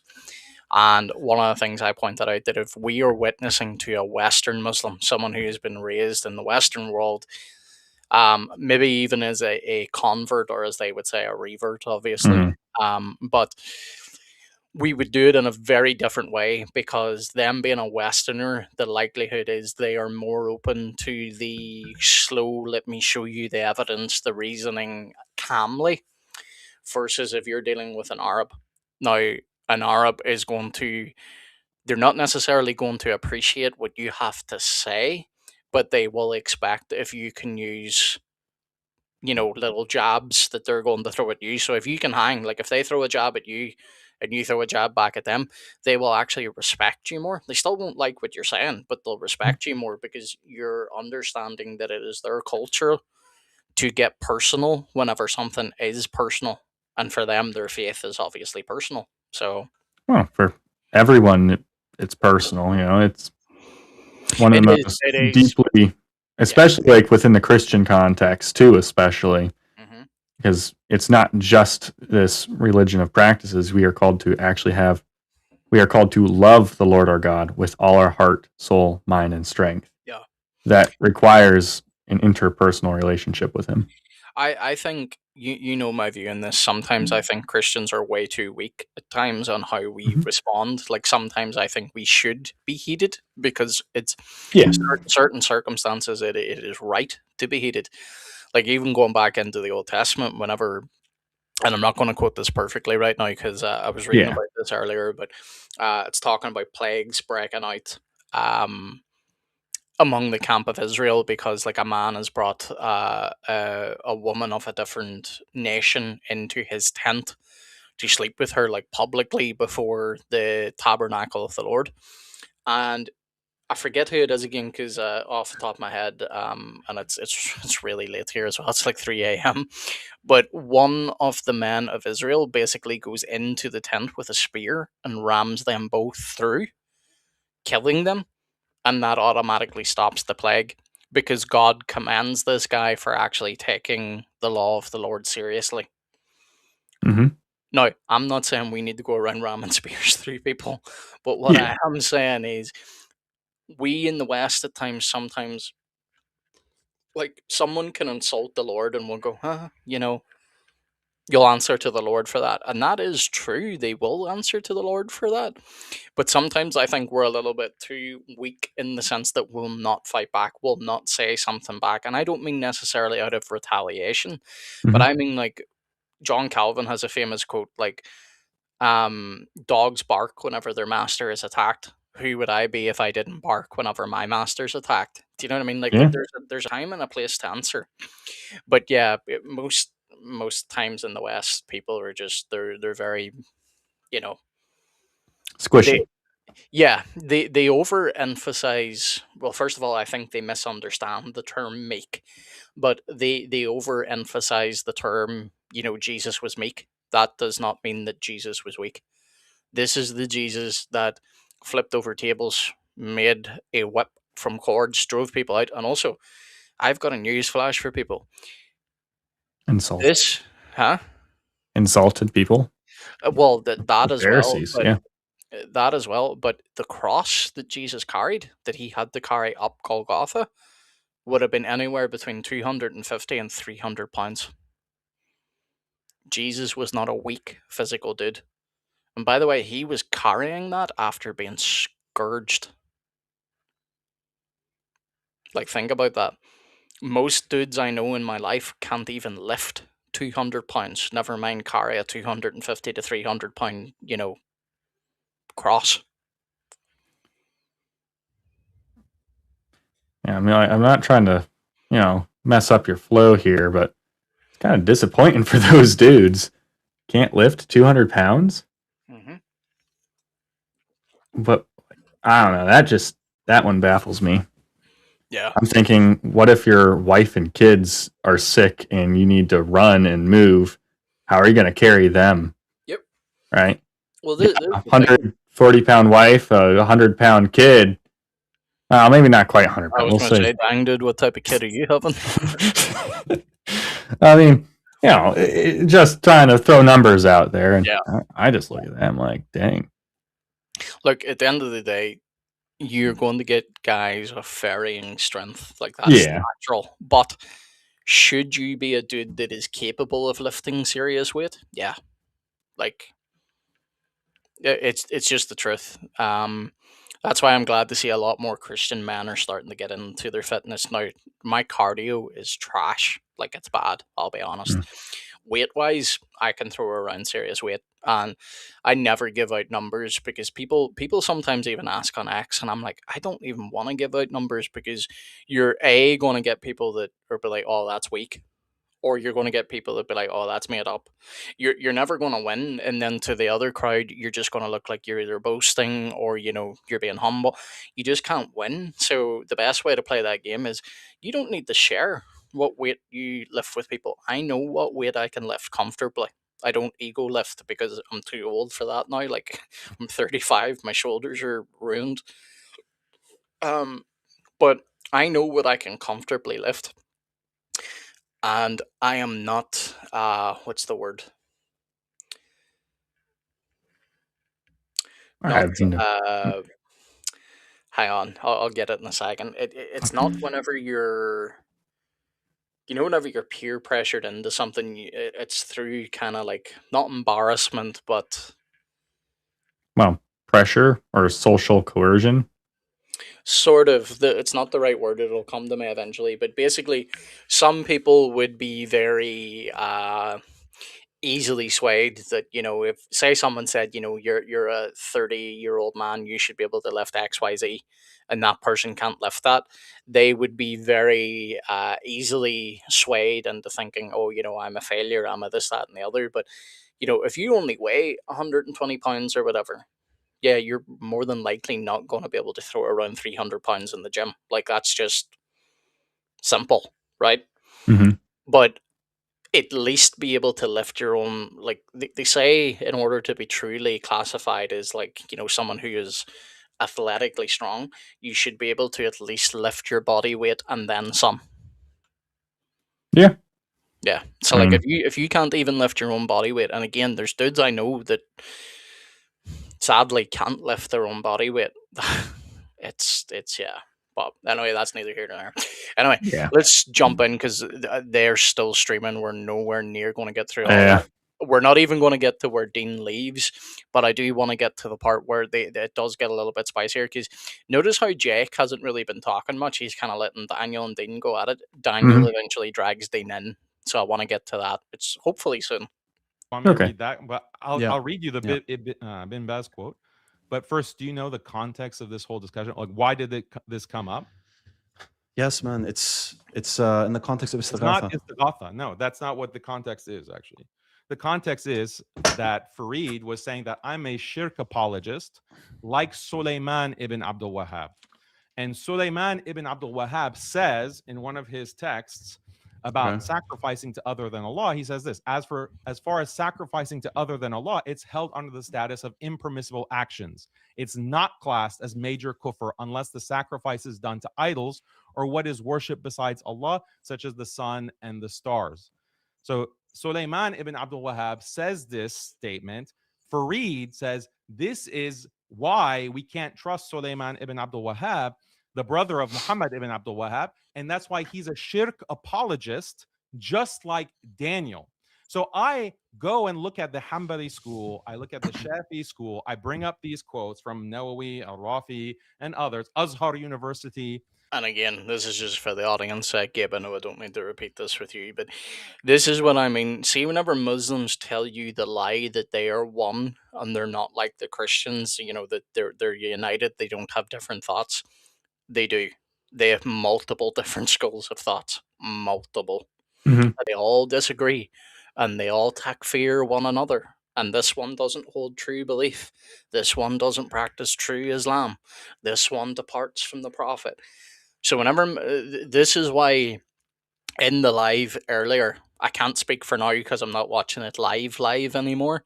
But earlier, you literally had Muslims begging Jack to shut down the stream because they were like, "This is not good in front of the Ummah. This is making us look bad." The Christians are laughing, and like, Yeah. To we're maybe not. give.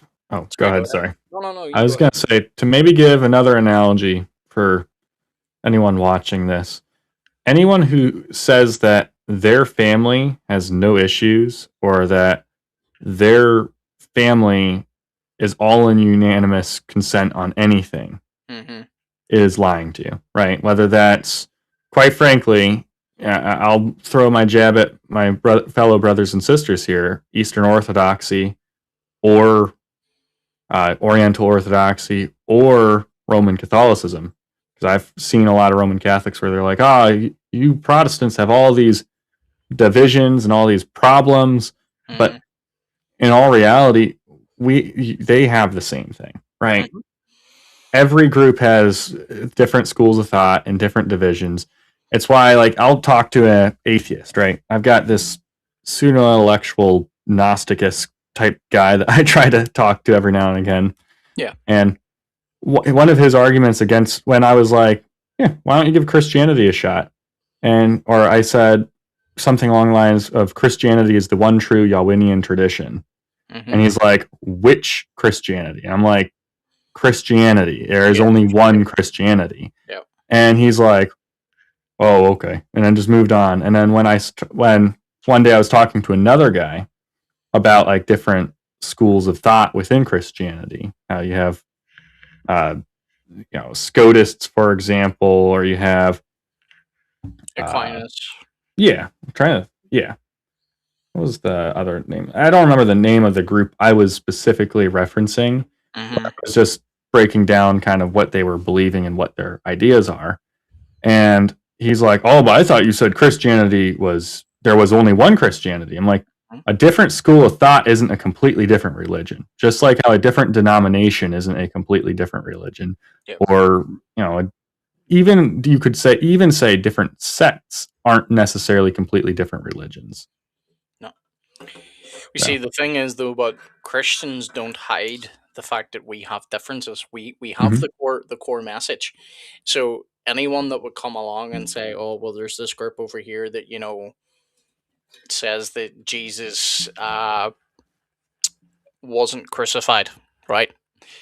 We would look at that and go, "Well, then they're not Christian." Like, there's certain beliefs that you need to hold to in Mhm. order to be considered a Christian. So if you deny any of those, we're going to say you're not a Christian. You're not a part of the Christian family. However, whenever it comes to Muslims, this is what they do. This is kind of the first time that it's not the first time, but it's one of the biggest times that all of this is being made public. It's been put out into the open, which is why you've got a lot of Muslims commenting saying, don't do this in public. It's bad for the ummah." Think about the time, Gabe. Did you ever watch whenever Muhammad Hijab had Yasser Qadi on, and he revealed that there's holes in the narrative in regards to the fact that the Quran has been perfectly preserved? No, but I've seen like his educational stuff on that where Right. he has Well, got like an actual seminary type thing. I don't remember what Muslims call their theological institution yeah. as far as like training up the imam, but like Mhm. he outlined that there are holes in the narrative, that there's not just one Quran, all of that type of stuff Yep. in those types of videos. Well, basically, long story short, Muhammad Hijab pulled that video down because so many people complained we can't have this in public, we can't have the Ummah knowing this.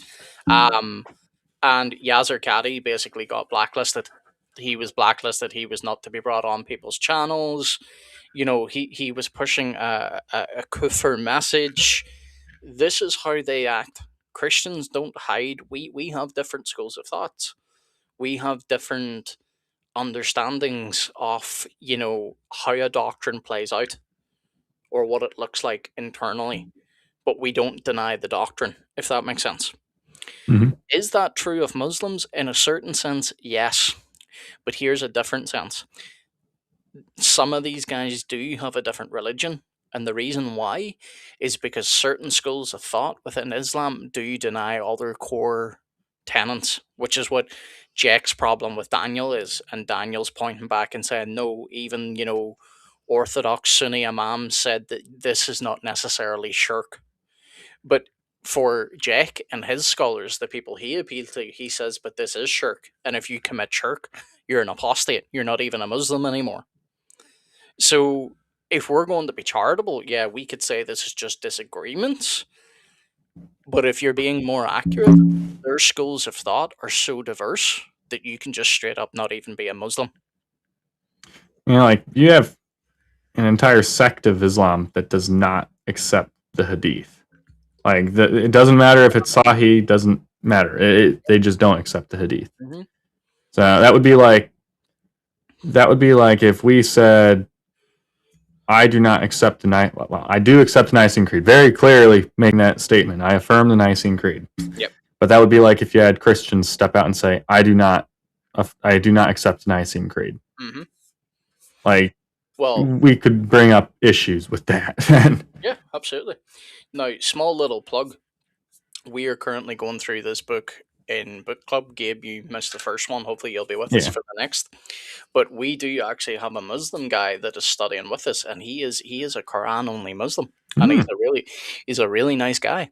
So that's the thing, because a lot of my videos recently have been getting flagged by Muslims, and some of the comments I don't normally delete comments, but I delete comments when they get personal or threats are made. But you're doing something right whenever you've got Muslims not even just flagging your videos, but they're leaving inappropriate and obscene comments and stuff. But this claim that because you're a Christian you must automatically hate Muslims, no. In fact, we've got a dude that's in our book club that's going to be studying with us. Like, welcome. Like, he knows it's not a debate place, so there's going to be no debate. And he's perfectly okay with that. He's got an interest in learning about the fathers and fair play. Yeah. So anyway, let's continue with this, Gabe, because I think we're near the part now where he drags Jack in. And I say Yeah, that, beans. look, all of them say that sacrificing to other than Allah, as mentioned by Suleiman. It depends ibn what they Abdul mean, dude. It depends what they mean. Is not necessarily kufr. Is not necessarily major kufr or shirk. Daniel, So Daniel, why? I agree. Now, not to get See. into the nitty gritty here, just think about that. Not necessarily major kufr. So there's minor kufr. Yep. Interesting. There's With the- minor so kufr, yes. major kufr. It's like how there's, I'm gonna get yelled at for this. It's kind of like how there's venial sins versus mortal sins.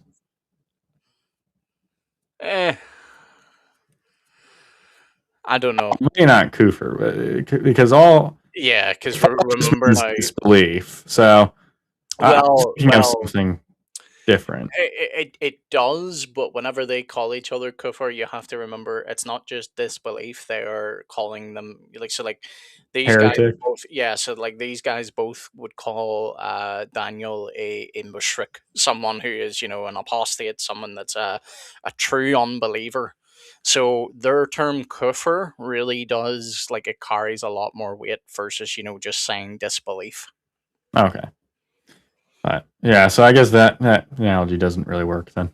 Yeah, it's more just along the lines of obviously I'm going to critique Islam against Christianity. That's my natural starting position, but that is honestly saying, and I know where you were going with the venial versus mortal, but that is honestly saying major heresy and minor heresy.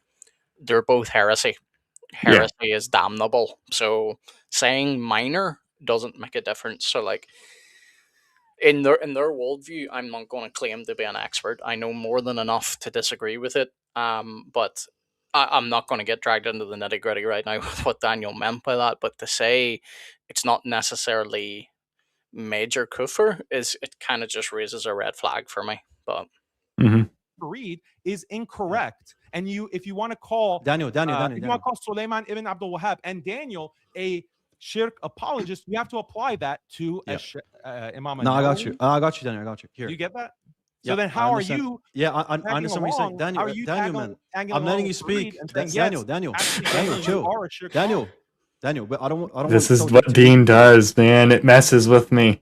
He's interrupted Daniel this entire time. Daniel has been answering and providing his rebuttal, and he has been interrupting Daniel this entire time. And the moment that that Dean starts speaking, if Daniel goes, hey, I have to interject a point here because you're missing something, a key detail, he's going to be like, whoa, shut up. Yeah, it's just because do you know why? This is what people like Dean and Orthodox Muslim have taught people to do. They are not actually knowledgeable in actual sources and actual debate. What they are used to is these internet type call-in shows that are called debates. Don't get me wrong, it is a form of debate, but it's not a formal debate, because in this type of debate, what you get to do is the type of rhetoric that Dean and Orthodox Muslim use, where it's, I'm going to talk over the top of you, I'm going to shout over the top of you, I'm going to be like, chat, clip this, I just got him to say whatever. It's all designed as a fireworks show. Look at the big moments, right? There's no substantive points being made by Dean. But what Dean's going to keep doing here to Daniel is he's going to keep using rhetoric. Things like, I let you speak, blah, blah, blah. No, you haven't. You keep interjecting. And what Daniel is actually doing here is Daniel's holding his feet to the fire. He won't allow him to escape the point. Which is a good move on Daniel's part. It is. Say what you want about Daniel. Daniel is someone that I say, again, I'm obviously going to say this, but I think even if you got an atheist who knew a little bit about Christianity to watch one of Daniel's debates, he would say Daniel's got a very surface level understanding of what Christians actually believe. So there's that. But does Daniel actually understand the art of debate? I would say he does. People like Dean, an Orthodox Muslim, don't. They understand the internet form of it, where it's all rhetoric and chat. Clip this and oh look. Do you know something? Because I said this earlier. I watch a lot more of these shows now where it's Christians that have Muslims call in and stuff. And again, I Mhm. even hate this from my own side. Do you know what phrase I have begun to hate? Well, speaking that you've said it like 6 times already. I haven't said this Clip one yet. this? Oh, okay, then I'm not gonna get it then. Yeah. I thought it was clip Oh, this.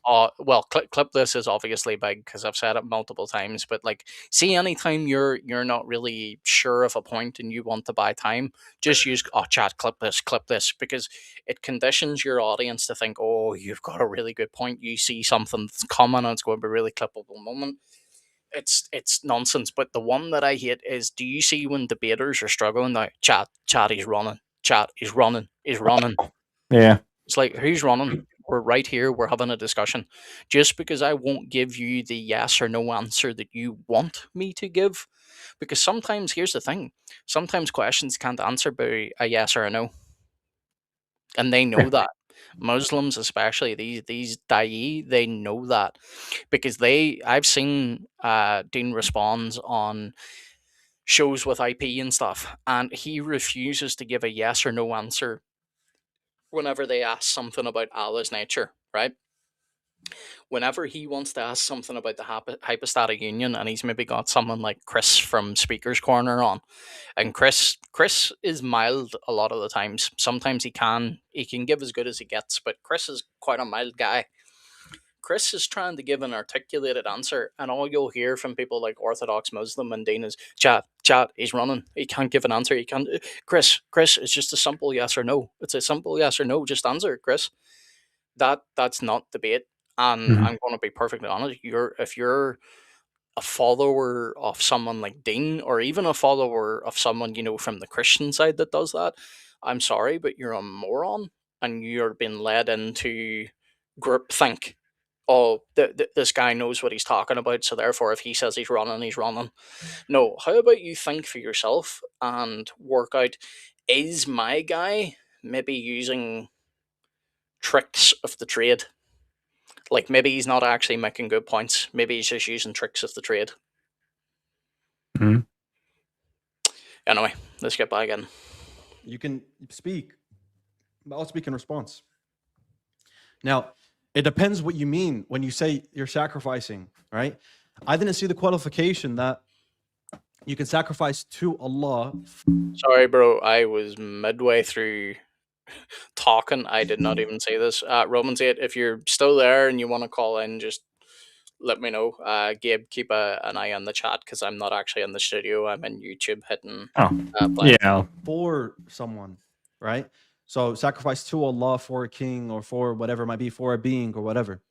Now, if you're going to add that qualification, then that's not necessarily shirk. I haven't read Sulaiman to know exactly what he intends by what he's saying there, so I He can't make says he's a here. judgment. I haven't even read that. Okay. But what I can I will generate the old link.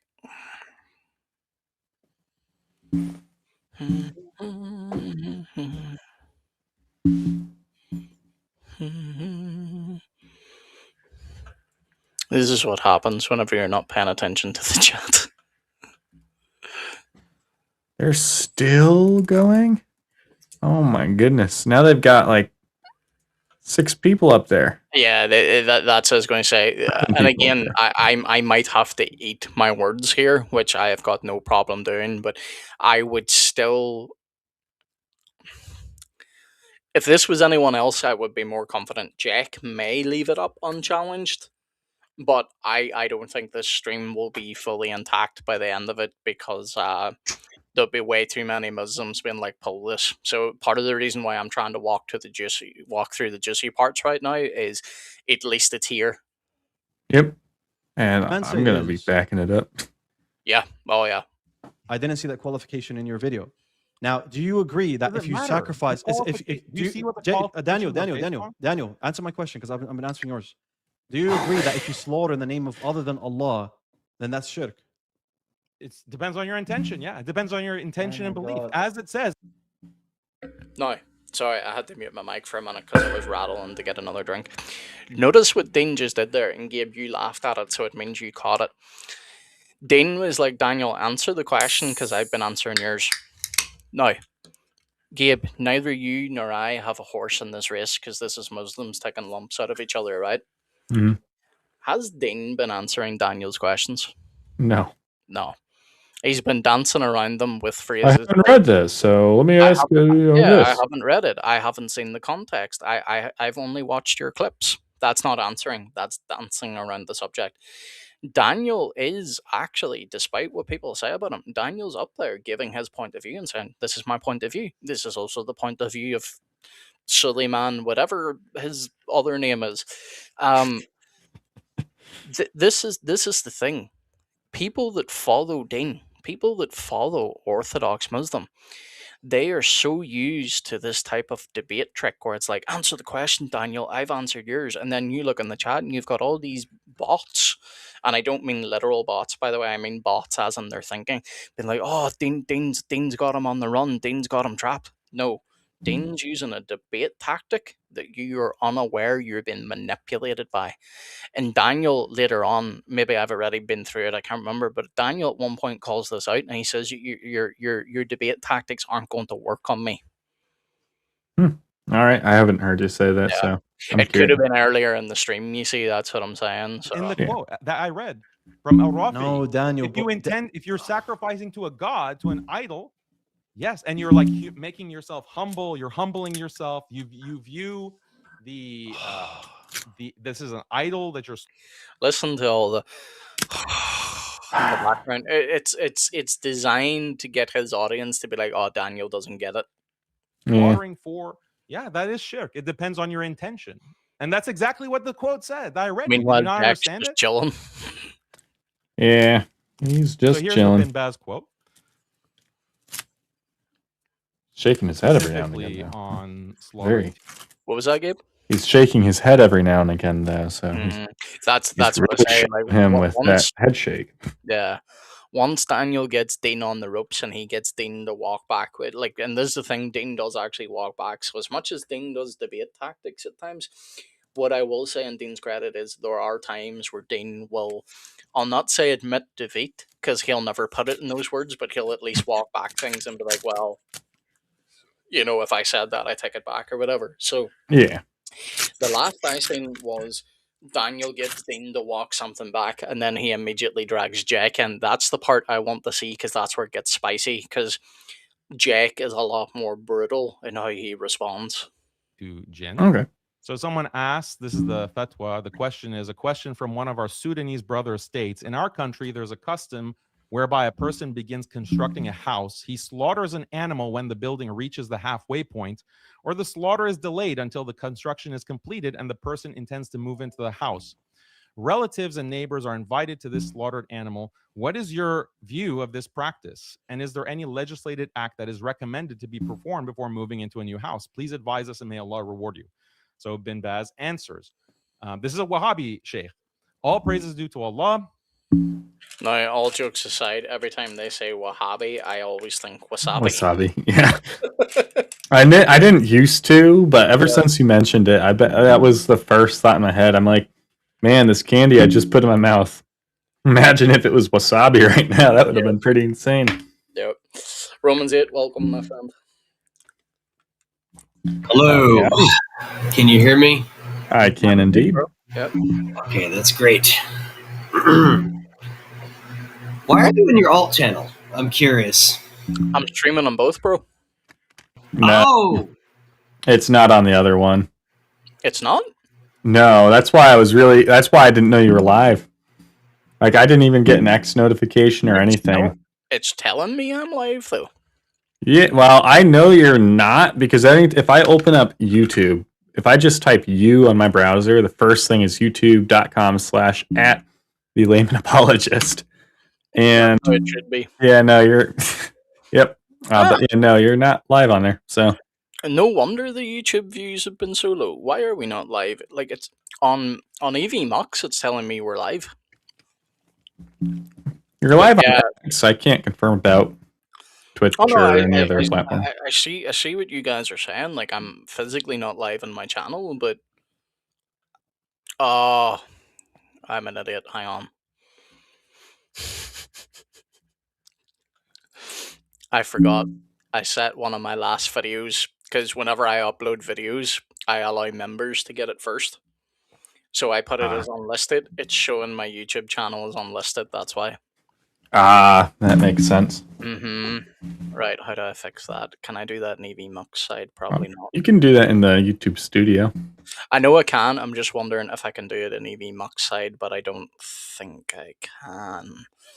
Also, thanks for letting me know, bro. I would not have known that. I'll be honest. I just assumed that you were like, yeah, I gotta make sure that there's like some different content on this channel versus the other. So that's No, what I was I assuming. plan to be uploading different content to that channel, but I just automatically live stream there anyway. But that explains why the YouTube numbers were quite low. Dang it. Yep, sure enough, there it is, live but unlisted. Well, hey, at least you don't have to like download and then upload the entire thing. You Yeah. just should be the whole thing should be there when it's public. It is. Well, it's now public, so it's now telling me that I'm live. So anyway, Roman's it. Thanks for that, bro. Yeah, no worries. Now we might see if the numbers crawl up. Like we had decent numbers anyway, thanks to X. But I was wondering why YouTube was so low. I was like, "Jiggers, am I really that late?" But anyway, let me play a little bit more of this while maybe the YouTube numbers pop in. Oh look, Gabriel says I am here. Mm-hmm. Finally on the right channel. Yep. So let me play this because I really do want to get to the bit where Jack starts to come in, but I think we've still a wee bit to go yet with Dean. Hang on. This practice requires distinction and clarification. If the intention behind the slaughter is to ward off jinn, or for some other purpose whereby the homeowner believes that this slaughter will bring about such and such results, such as protection for himself or for the occupants of the house, then this is not permissible. Rather, it is an innovation. Okay, so he doesn't say that it's shirk. And if it's done, and if it is done for the jinn to win the jinn's favor, then it constitutes. No, catch that. If it's done for the jinn, meaning you're offering sacrifice to jinn. Jinn in Islam is created being. They're made from smoke and fire. So you can see from an Orthodox Muslim point of view why Daniel does attract criticism, but like Daniel's quoting the sources, and you will note that Daniel's correct. It doesn't condemn these types of acts as shirk.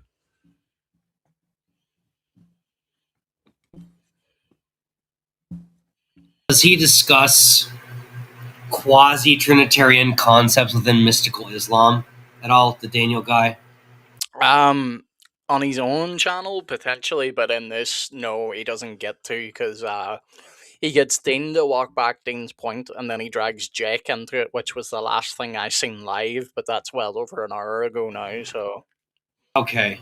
Well, I just wanted to add a quick comment. hey, Tina. There are streams of Islam, and much more rarely, sometimes, streams of Judaism, although it's not common. It's pretty rare.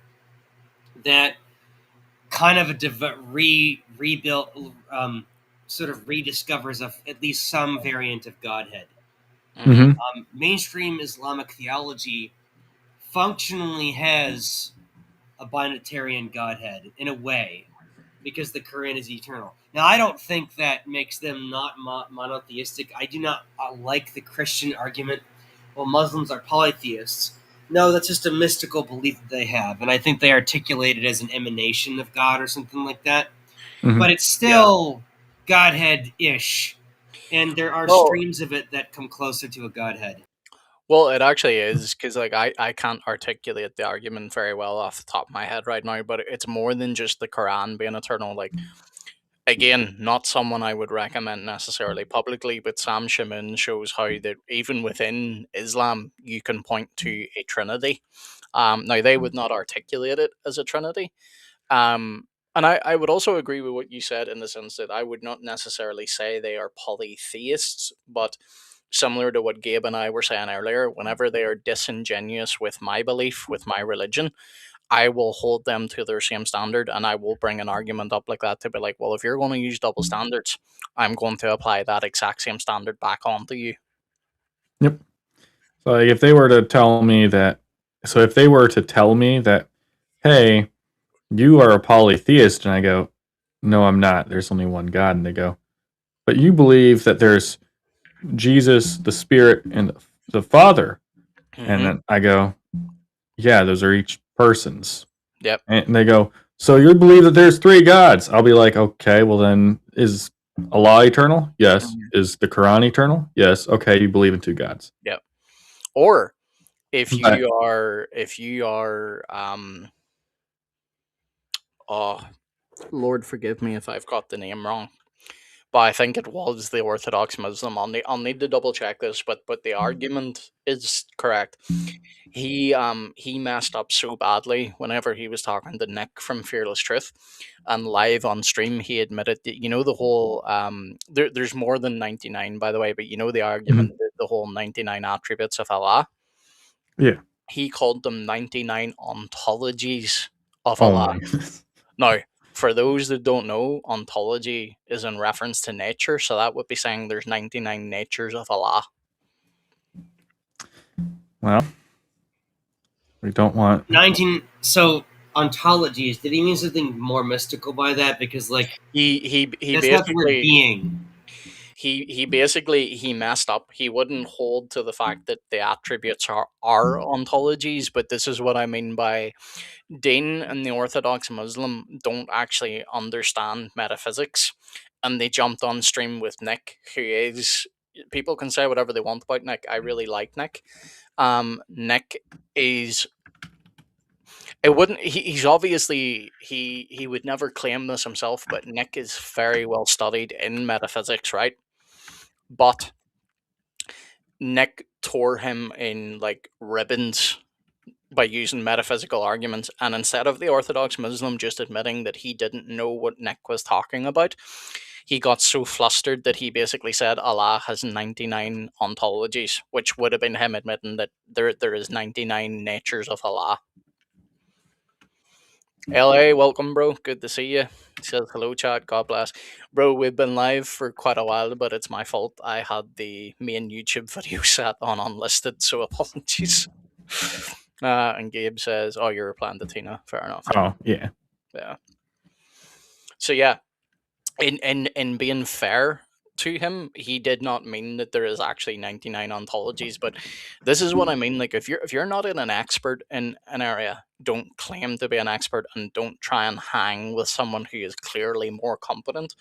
Like, all he had to do was say, look, Nick, metaphysics is your area. I would rather stay clear of that. Let's talk about whatever. Nick would have said sure. But what Nick does is, whenever people get into metaphysics with him, he will tear them up. Like, he will completely shred them, and he shredded him on that, because like, that clip's out there, and I love referring to it, because anytime someone tries to say I'm a polytheist because I believe in, you know, so-called three gods, I just show them that clip and saying Allah has 99 ontologies.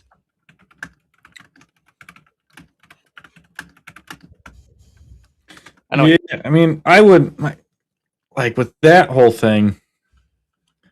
I don't know. I usually don't like to like if some. I guess in that, I don't usually like to make jabs at people when they just slip up when speaking, because I do it all the slipping time. up, yeah, slipping up, definitely not. I do. I agree. I don't like that either. I wish people. It's gonna sound cheesy. I wish people would be nice to each other. Hmm? Okay, I just wish. I wish that people would not take. Oh, did you misspeak a little bit? Yep. I'm going to bind you to that misspeech, even though it's not what you meant, or Yep. whatever. It's just. This is what I said earlier on stream. That's why I don't like, and I said this earlier for people listening to, I even dislike when Christians do this. I don't like that rhetoric of, you misspoke, I'm now going to destroy you because you misspoke. Because at the end of the day, I even listened to an interview I did recently where I misspoke, and I said that Ali was the grandson of the Prophet of Muhammad, when what I meant to say was he was Muhammad's son-in-law. Now I made that correction afterwards, um, but unfortunately it can't be edited into the interview, so it's just going to be put there as a note. But I guarantee you will still get Muslims that will comment, but like, "Oh, this idiot thought Ali is, the Prophet's grandson." No, I misspoke. But in Nick's defense, Nick would have let him go if it wasn't for the fact that he was being nasty in return and trying to tell Nick that he didn't understand metaphysics. So Nick was like, "Okay, Allah has 99 ontologies." But anyway, let's jump back into this so I can get to Jack coming in, because this is the part I really wanted to see. Major shirk, because it is an act of worship directed to other than Allah. So Bin Baz is also making a distinction. He's saying that it depends on what your intention actually is.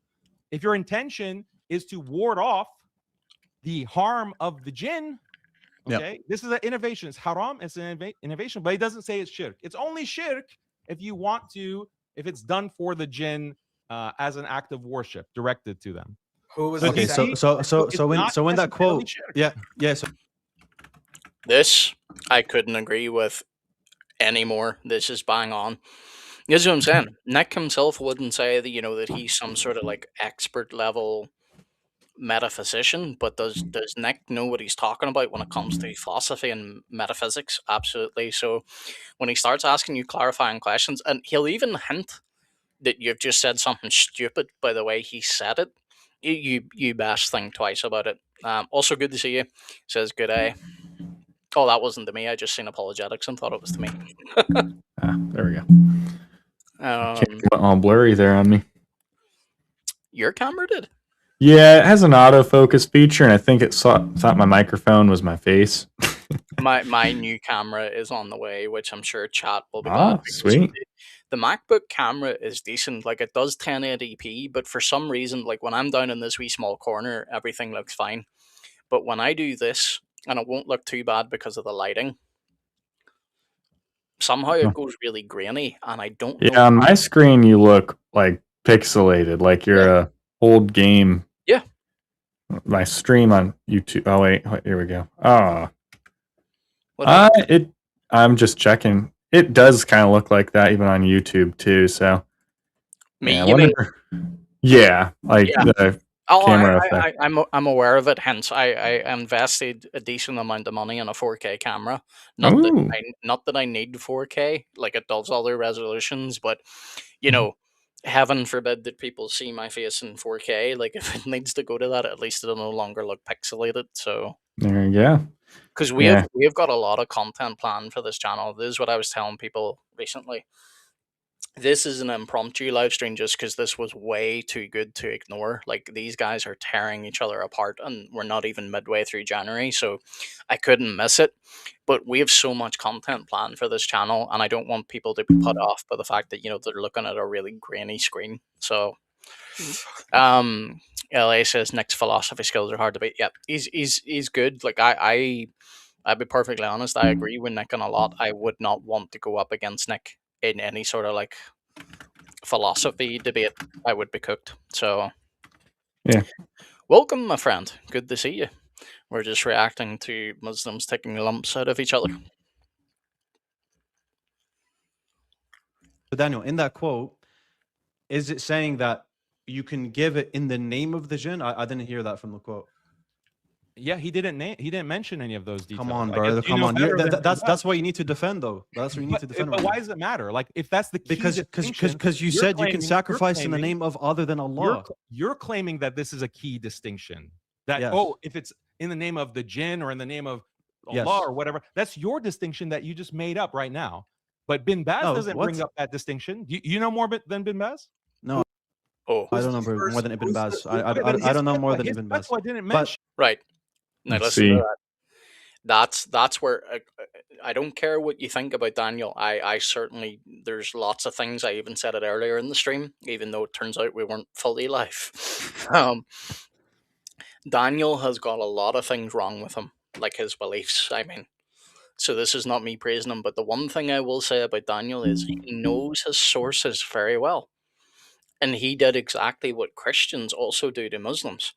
put them against their own scholars and say, do you know more than this scholar? What are they going to be quick to say? No, I don't know more than this scholar. But what has Dean said since the very beginning of this discussion? I haven't read the sources. I haven't studied this. I don't know what that's in reference to. Well then, Dean, why are you up here? But Yep. when you're His when fatwa didn't I'm mention it. asking you that In the name distinction, of Daniel, Jin, or in the name of whoever, in the name of Bob, in the name of Daniel. Ahmed. His fatwa didn't mention Daniel. that, did it? let me respond. I don't want any muting going on. So here, the point is that you agreed despite me making that distinction. You agreed that that distinction doesn't do anything to the topic, but I don't agree. Now, the distinction that we made, which is in terms of in the name of or not in the name of, you agreed that you can sacrifice in the name of jinn, and that's not Where did I say necessarily that? shirk. Where did I say that? And again, this is the key point. All right, sorry, I misread a comment there. I thought someone was commenting on what I said about Daniel earlier. So, oh, sorry. This is not. This is. Is this? No, this is to someone else, isn't it? Do you remember Logic gave Layman apologies? Shout out and told people to sub. He's a great brother. Hopefully, he will mod you because. Yes. If you do want to be a mod, absolutely, I can make you a mod. I do need a few more. We do plan to be live a lot more this year. We've got a lot of good topics coming up. Yeah, bro. If you recommend her, I'm happy to do that. I'm going to try and plan out a few different live streams this year because I don't want to go live when some of the bigger guys are live because obviously we're not going to gain any audience at all. And not that it's all about audience, but like if you're streaming to yourself, there's really no point streaming. So we'll try and get a few things lined out. But Gabe, we've got a couple of call-in shows planned, which we still need to talk about. Indeed. But yeah. Anyway, let me jump through some more of this because I keep saying it. But Jake's about to come in shortly. It's been like over an hour since I've seen this live, so bear with us. That. You said that's not Where? necessarily shirk. Didn't you say that? Where? No, I said slaughtering for jinn, according to some scholars, is not necessarily shirk. But what does That's it mean? what I said. Daniel, I asked you In the name Daniel. of the jinn. This is something that Alright. you made up. Daniel, I asked you, can you sacrifice in the name of other than Allah without it being shirk? And you said yes, that's possible. It depends on your intention. Did you not say that? I did not say that. You did, I bro. said Oh that my days. It Come on. sacrificing for other than Allah, like sacrificing for a king, for guests, aqiqah for your newborn, sacrificing In the them. name of Allah, that's fine. Yes, I agree. Okay, so then I asked you about in the name of Allah for jinn, and you said that. What you said? Yeah, okay. that's not necessarily shirk. Yeah, I agree. Okay, then that's the same thing. Do you notice that Daniel just got Dean to walk back everything he was saying? So Dean started off strong, and then he, as Daniel said, he slowly downgraded his judgment. So it went from your kufr to perhaps it's permissible to okay, maybe some scholars admit that to okay, yeah, fine. If it's in the name of Allah, you can sacrifice to a jinn. Think about that. You can sacrifice to a jinn if it's in the name of Allah. Why would they? What's the motivation for I know some Muslims have a goat sacrifice once per year or whatever, but why are they doing this? This is really bizarre. I just want to know where it's coming from. Well, you see, this is part of the debate, and this is what Gabe and I were saying earlier about there being so many different schools within Islam. So, whenever Islam lies to Christians, and not just Christians, but it's primarily to Christians, whenever they lie and say, you know, the Ummah is one, you know, we don't really have disagreements, they do. And this is why Daniel was takfired, because Daniel said, which he's quoting now from their own scholars who say the same thing, that while it's not necessarily permissible to sacrifice to jinn or whatever, it's nowhere condemned as shirk, right? But as to why they sacrifice the goats and stuff, because to be quite honest, and this is just the honest argument, is they will claim that Christianity has pagan roots, but this would be paganism within Islam, because what they'll try and point back to is they'll try and point back to the continuity of the Abrahamic religion and say, oh well, there was animal sacrifices, but there's no such thing as any sort of animal sacrifice within Islam. So like there's no setup, of animals being sacrificed for sin or anything like that. And as to why they're going about like actually doing the animal sacrifices, from I haven't looked specifically into that too much, but from what I have kind of seen is some of it seems to be more akin to something like a blessing or an appeasement, right? Like so when they buy a new house, they might Exactly, sacrifice. and Daniel named that too. Daniel said, for example, because this is where he. Sorry, Or folks, that was I just thought he really used loud. the one with the child. Yeah, so a child being born. Daniel also said, could you sacrifice an animal towards a king in honor or whatever? Note that Daniel is not quoting imams from his own school. He is quoting imams from Sunni Islam, right? So Daniel's been really clever. He is holding their own scholars up against him and being like, "Do you know more than Ibn Abbas? What does Dean have to say?" No, I don't. Um, really good comment here, by the way. Great Yeah, news, I guys. chuckled What at I'm that one too. advocating is not necessarily shirk. You're right, brother. This is what we said earlier too. It would be like me saying to Gabe, it's not necessarily heresy, but A little Ellie heresy. says I mod with them both at several channels. Yes, brother, I've seen you as a mod in a few channels. I appreciate you, and I thank you for sending folk over here. We're live at a really weird time, so Hey, we'll they're try. still alive, I think.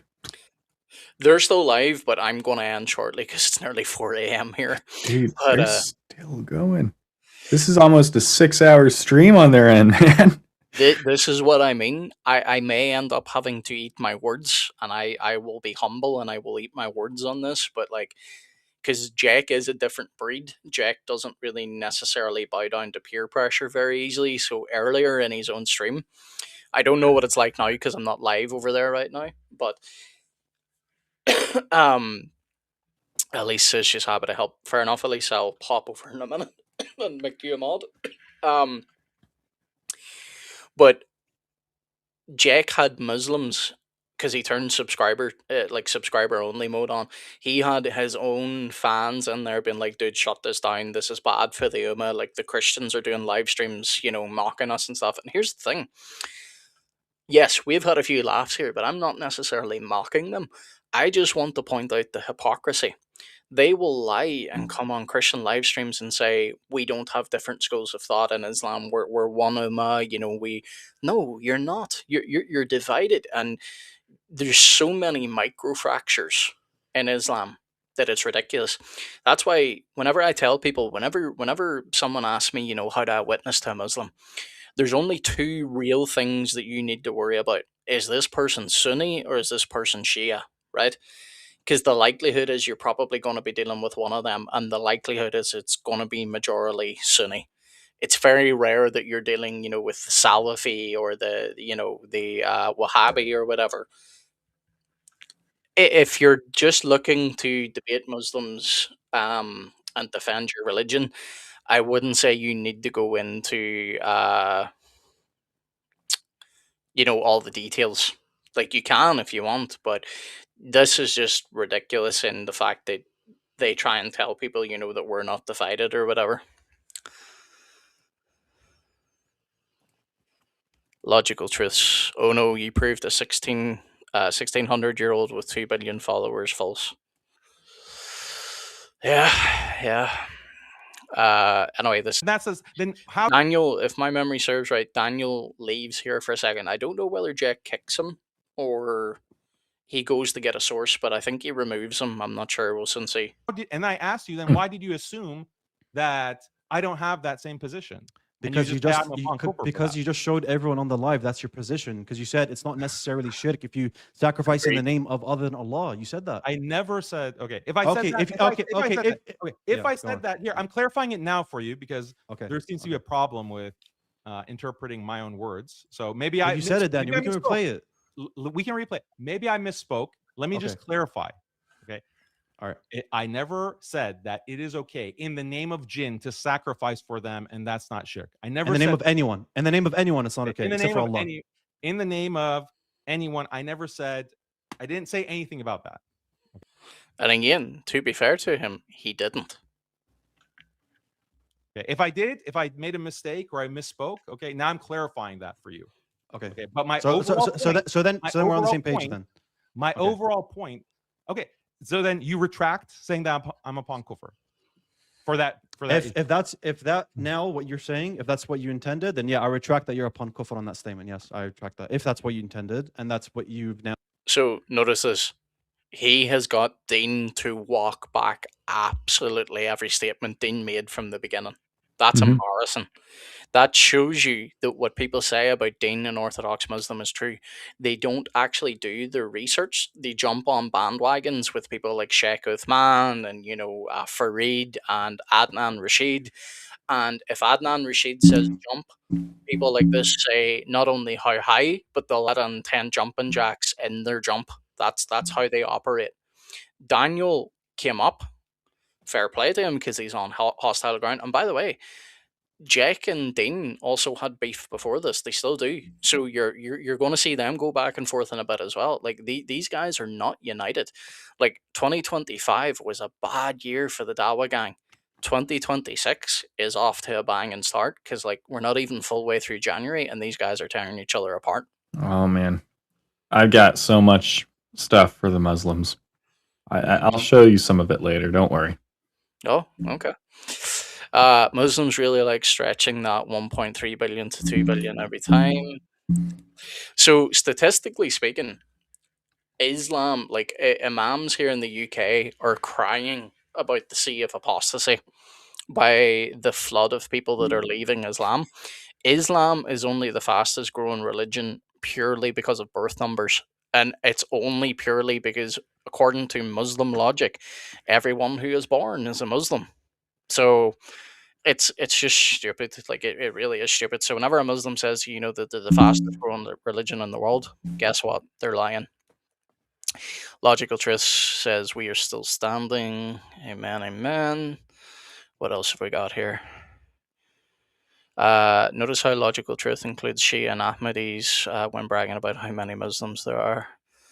It's an avalanche. Yeah, it really is an avalanche. Like the UK statistics alone, I was looking at them the other day. In 2024, it was something like 20 something percent. In 2025, it was up to 28% of people leaving in the UK. 2026, I would say it's going to be bad. And again, folks, if you're new to having interactions with Muslims and you want to know how to do it, just learn the Islamic dilemma. It is so simple, but so effective. And by the way, at least this is bang on. At least half are secret apostates. Yes, there's a lot of people that are not truly Muslim any longer. They just fear to tell their parents or they fear to tell their family that they've already left, but they have.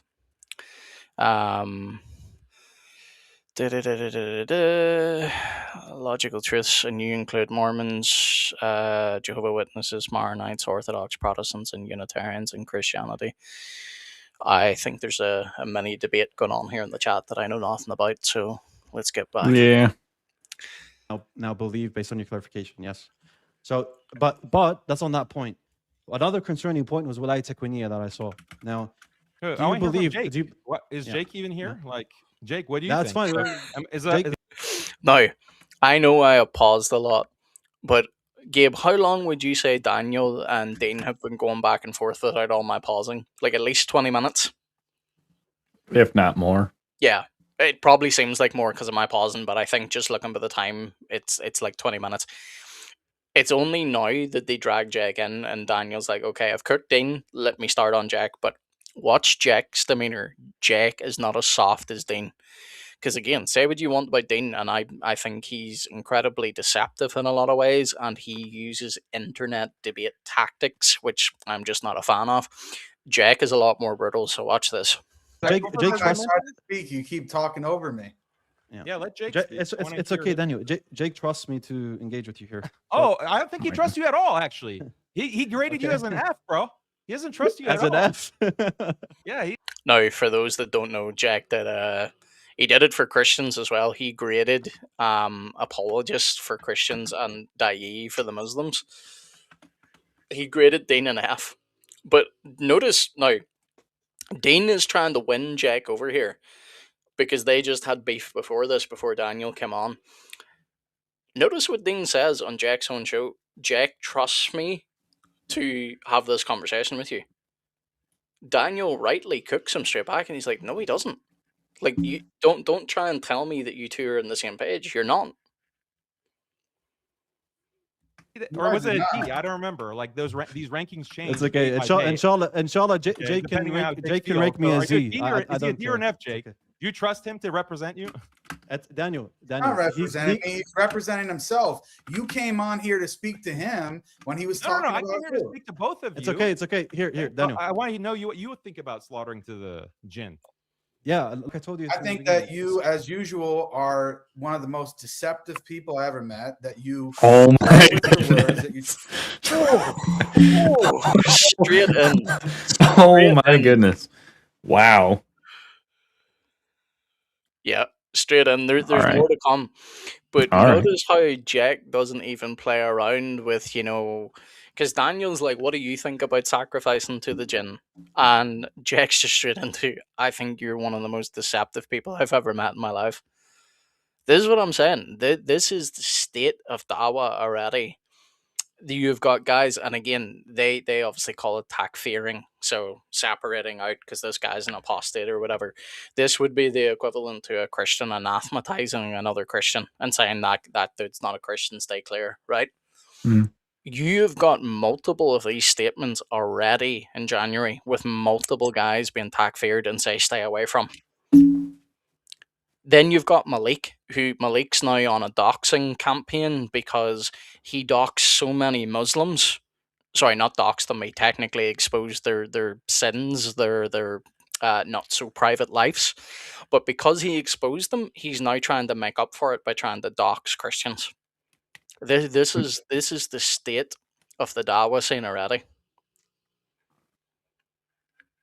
Like this is ridiculous. And then you've Speaking of- got, I don't know whether it's other Muslims or whatever, but you're going to see a fake God logic and stuff come up now as well. They don't keep them on, but try Well, to word things in an ambiguous way to confuse people, when in reality, what you read from Bimbaz has nothing to do with slaughtering for other than Allah or to other than Allah. You tried to bring up the quote, but it doesn't actually match what you said. And when Dean called you out on that and demonstrated the distinction, you just collapsed back into our position. Yeah. Your Okay, position that's is fine. that. So why is Sulaiman ibn Abdul Wahhab a shirk apologist then? For his I never statement said that Farid quoted. Why did I say that? Okay, so Okay, you disagree with Farid then. I don't disagree. believe that text is authentic. So you disagree. Let's assume that's Gabe, I obviously Romans 8, you're in here too, bro. Feel free to speak up. How many times in your conversations with Muslims have you heard the phrase, "I don't think that's authentic"? a lot actually. Yeah. Like when in regards to like if you put a Sahih hadith to them, they will go, that's not authentic. I'm like, They will throw Do you their not own know? scholars under the bus whenever their feet are held to the fire. They will throw them under the bus. They do this all the time. But then at the same time, if you were to ask them and say, okay, so do you know more than, say Ibn Abbas or whatever? The response is, oh, no, we don't. They should be courageous and say, yes, we do. I literally will say that. I literally will say that, yeah, I think that the vast majority of scholars or theologians, I will openly say that. If I'm saying, if I have an opinion. Like, these guys, like, I don't know what I mean here, but I'm going to be mean. Also, just while you're talking, Zach, stop commenting and come up. I couldn't. What'd you say? Sorry, I was just Zach's in the chat. I was just telling Zach to stop commenting and come up on stream. What I've noticed is that what Roman Catholic apologists do, they do something similar. They throw their own scholars under the bus. Or they don't really throw them on the bus, they sort of ignore them. Because there is a whole body of academic literature by Roman Catholics that pretty much admits a lot of the things that they believe minimally cannot be proven to be first century and are probably developments. Then get out of They bed. have their nuanced, justifications for this, and that's, well, it's not fine, but they, from their perspective, it's fine. But these guys who are sort of like, I don't want to say like fundamentalist Catholics, because it's not quite the same thing, but there's sort of like Catholic Answers does not say the same thing that a lot of Catholic scholars will say. Like Raymond Brown, Oh yeah. I actually like Raymond Brown, even though he was a Jesuit Catholic. He's written very interesting books on the Gospels and commentaries and things like this. And he straight up said basically the type of exegesis and interpretation used in Vatican II would have been not tolerated only like 40 years earlier.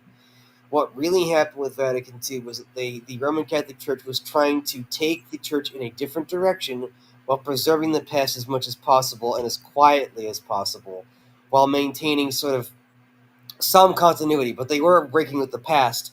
And Catholic apologists will often not admit there is a break with the past there, but Raymond Brown would, and said, in fact, the very logic of the mid 20th century would have been totally not tolerated before then. Logical truths. If you can't even articulate how a Christian would talk about the Trinity, I'm not even going to address your question. Very simple. I don't deal with that type of stuff over here. It's a disingenuous question because either you don't know what you're talking about or you're being intentionally dishonest. I'm not going to address that unless you show me that you can articulate what the Trinity actually teaches. Zach says, look up the hypostatic union. Yeah, well, anyway, we're not turning this into a Q&A with Christian back and forth, especially whenever Yeah, we'll just let the Muslims keep tearing themselves apart. yeah, exactly. Like, if you're going to come on here and be like, is the human Jesus now part of Trinity? You're just showing that either you don't know what you talk about or you're being intentionally dishonest. Either way, I'm not going to engage that. Authentic. It doesn't matter. Like that position, Farid says that that's shirk apology. Suleiman ibn Abdul Wahab saying There are sacrificing. many scholars who actually critique that and say that the text itself is not authentic. That wasn't Right. Farid's critique. Farid called I don't Suleiman care. ibn Farid's Abdul not Wahab here. a I don't shirk care. Yeah, apologist. that's fine. That's fine. Daniel, I want my let- question answered I'm on talking light to Jake Quinio. here. I'm talking to Jake, Dean. Can you just Farid pause? is not here. We're not here to defend. Now, Daniel is legit bodying Dean. Like, he is treating Dean like a little boy. Like, he got Dean to walk back everything Dean said, and now that Daniel's dealing with Jack, notice what Dean's trying to do. Dean's trying to hop back in because he thinks Jack's on his side. Yeah. Yes, Muslim battle indeed, my friend. These guys have been tearing the lumps out of each other. I apologize, I'm pausing a lot, but they're, according to Gabe, they're still live, and it's well over a 6-hour stream at this stage. So feel free to check that out if you want to. I don't see it being up for long. They're still going. Yeah. The one Jesus loved, the hypostatic union, is described in Colossians 2:9. Yeah, look, all of this Christian theology is ultimately derived from Scripture. But whenever you've got people like Logical Truths here, what they want to do is they want you to engage on something which is basically the verbatim fallacy. Show me where it's said in these exact same words, otherwise I can't believe it. Right? It's a verbatim fallacy. I don't engage with people that are not genuine. This is ridiculous. Like, And if moving the goalpost. this is the standard of logical truth argumentation, I wouldn't even engage in a regular conversation with this person because they're not being genuine. Yeah. Like, look at this. Look at this. And that was Jesus' own words describing it. This Which is was a moving of the goalpost too. it's just it's ridiculous because at the end of the day, no matter what way, like, I don't even know what this person's position is, and I'm not even going to ask because, to be quite frank, I don't really care. But This is stupid because whenever it comes to something like the verbatim fallacy, they're not even consistent with themselves.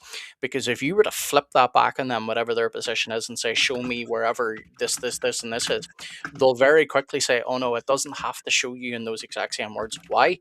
Because it's a standard for thee and not for me. So anyway, folks, don't allow him to distract you. He's just there to come up with silly, bad argumentation. And for He's me, your Yeah. friend. Yeah, you're signing letters with him. But and you're Daniel, you retweeting said his we could videos. discuss Wilayat Quiniya. You're sharing. You- You're sharing Daniel. his videos, Jake. Why Daniel, can't you? Daniel, you said explain to me we can why discuss Sulaiman Wilayat ibn Quiniya, so let's do it. Abdul-Wahhab- Why Sulaiman Daniel. ibn Abdul Wahhab is a shirk apologist? Daniel, Explain you that. said you said we can talk about Wilayat Quiniya, so let's get to Chill, that. bro. We'll get to it. I want to Chill, bro. speak to you. We spoke to you on your. Now, notice what Dean's doing again. Dean is doing what I said he has done from the beginning. He is doing the typical internet debate thing where it's like, no, we'll talk about my topic because I say we'll talk about my topic. No, Daniel schooled you. I don't agree with Daniel, by the way, but he did school Dean. Like, he got him to walk back everything. Everything he said, Dean walked back. Daniel then moves on to Jake. Dean wants to win brownie points with Jake. So Dean now is trying to reinsert him again. And Daniel, time and time again, is spanking Dean. He is showing him, you're a little boy in this conversation. Sit down. Yeah, I mean, I'll be honest. I've already shown my cards here. Just from a third party standard, has really no dog in the fight here. Mm-hmm. Daniel's winning this. I don't see a future where he's going to lose this. Like, I spent the first, and now it's on the unlisted part of the stream. But anyone who wants to see it, you can go and scrub back to the earlier parts. But spent the whole first time when I was here just basically railing against their entire group, except for Daniel. Daniel's like the only one that's not in that group. And I was just railing against their group, pointing out that they don't even live out a Islamic life, right? Many of these guys are saying they're Muslim, and then they go around having a whole bunch of, things, and I mean, we see a lot of that out of Malik too. I don't want to re-describe all of it because that's a whole other rabbit hole to go down. Yeah. Anyway, let's continue. As I say, chat, don't get too distracted by someone who you know is not asking genuine questions. You could present to them all the evidence in the world, and unless it's in verbatim words, they'll not accept it. So learn where to apply your scripture, Christians. When Jesus says, do not cast your pearls among swine, learn what that proverb means. I spoke to you on your topic, but you don't want to speak on mine. You got a D. Dude, you got a D. Daniel, You that's went fine. from He got a B, Daniel. Daniel, he got a B. Come on, be fair, Daniel. I got a B. He's I got trying a to B, put Daniel. you I gotta be against fair. me so that you can't move to the topic. Yeah, it's fine. So Daniel, is it shirk for someone to say that someone gonna let him, can bear like, all dog walk of you the like this? control of the Jake, atoms in the Are you universe? gonna let him dog walk you? Are you gonna let him just Daniel, take over your show? He's not dog walking me. Now, again, not that I necessarily agree with this, because I've spent most of the stream saying I hate these type of tactics, especially like in internet debates. But notice what Daniel's doing here. Daniel is being very effective in getting under not just Dean's skin, but Jack's skin. So yes, Christ is King. Amen. 1,000 Indeed. amens. Daniel now is being like he is getting under Jack's skin. He is appealing to Jack's ego, and he's like, "Are you gonna let Dean dog walk you on your own live stream?" Because Jack just replied a moment ago and said, "Dean, he's trying to separate us." Now, remember, for folks that haven't seen this already, Jake and Dean were already battling each other before Daniel came up, because Jack put out a statement today where he basically said he's disassociating from people like Dean Responds and Orthodox Muslim and stuff. So these two were happily fighting each other. Daniel comes on and he basically dominates both of them in this position. And now these guys are trying to be like, hey, look, let's put our differences aside here. Daniel's trying to divide us. You already are divided. That's what Daniel's pointing out. You Like, challenged you can't him, stand up and for now yourself, he's Jake. Like, you have responding to to have Dean you. talk He's for you. responding to you, and now when he wants to pivot to what you said you were willing to discuss with him, you We're don't want to still do on it. the Jin. We're still on the Jin slaughter issue. Okay, I Yeah, want I to know heard what you your But I thought, opinion. but I I thought thought we we just finished agreed, that point. Daniel. But Daniel, I thought we just agreed on it. Me and you agreed on it, so we can move on. Yeah, you But Daniel, we agreed. Come on, Daniel, please don't make me walk it back any further, Daniel. Please. Please. Yeah, I'll be right. I've already been disassociated, Daniel. Please, come on. Where do I go here? Here, I'll be right back. I'm gonna grab a drink and Yeah, maybe something to munch on real quick. Be right back. changed your position, and you admitted you changed your changed my position, position. that you're wrong and that you made a wrong statement about me. Yeah, you just did that. I want to get Jake on record now. This is what I mean by like you want to talk about like someone like spanking someone. Daniel is dominating Dean here. What? I'm hearing some colorful words being used. Well, we haven't even got into the Alzut yet, but praise the Lord, my friend. Ex-Muslim, Jesus is my savior. Praise the Lord. Praise the Lord. Christ is King. Praise the Lord. Guys, as I say, don't feed the trolls. Come on now. We don't mind genuine questions in here, but whenever someone's not using, like, just don't feed the trolls. Anyway, let's get back to this very public spanking.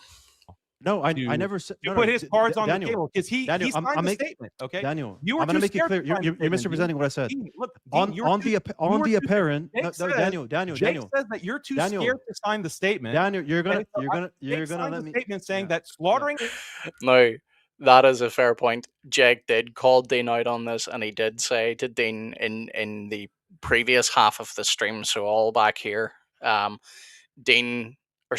Jake called Dean out and said he was too scared to sign this statement. This is what I mean by Daniel is like he is more than holding his own in this. To Jin, Daniel is saying slaughtering to Jin is allowed, and that's shirk. Okay, we can bring up the statement, right? Jake is the one who probably wrote the statement. He's the one who distributed it. He's the one who signed it. Daniel, okay, so I'm Daniel, asking Jake we agreed that sacrificing in the name of other than Allah is. So anybody that doesn't know what this about, there was a statement put out by a guy called Adnan Rashid. Now Adnan is one of the heavies in the Dawa scene, and he's very popular over here in the UK with Muslims. Obviously, he is the one that put out this statement, and apparently a lot of the guys that signed only signed because Adnan put the statement out. So, I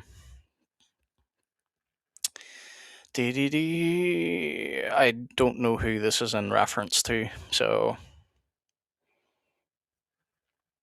I don't know whether that's in reference to one of the guys on the panel or whatever, but who knows? Who knows? Sure, if we both agree on that, we can move on then. That's not what the statement said. That's not what the statement that Jake put out said. Here, look. Yeah. This is the accusation. Let me get it to read it verbatim for you. This he has also downplayed other polytheistic practices, such as offering sacrifices to jinn. Yeah, exactly. He has also downplayed. That's shirk? So Dean responds right now, said that in some cases it's not polytheism to sacrifice to jinn. Offering. I'm asking you, dude. Oh my God! No.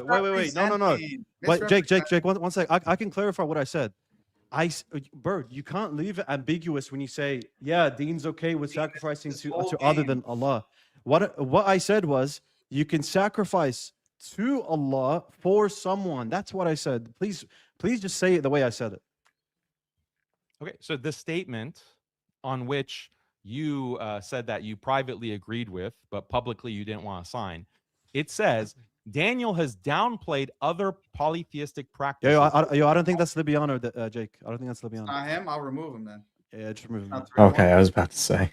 There's also did you not see the pose in that? It was AI because Orthodox Muslim gets called Orthodox slips. Yeah. So yeah, they really emphasize that there. May not have played part may not have played part in that a little bit, but Oh dear. Oh, but no, he's the one that does the duck lip thing for he his does. He profile does. photos. Yeah, it's a to teach Gabe his new favorite word. It's a little bit zesty. It's a little bit zesty indeed, but hey, you know what? It's not out of bounds for the Islamic practice. It's only a little bit shirk. It's only only a Imagine little bit imagine sure. imagine uttering that phrase in Christianity. It's only a little bit of heresy. It's only a Yeah, little bit. It's not major heresy. It's man, only a I little should put that heresy. on a T-shirt. It's only a little bit of shirk.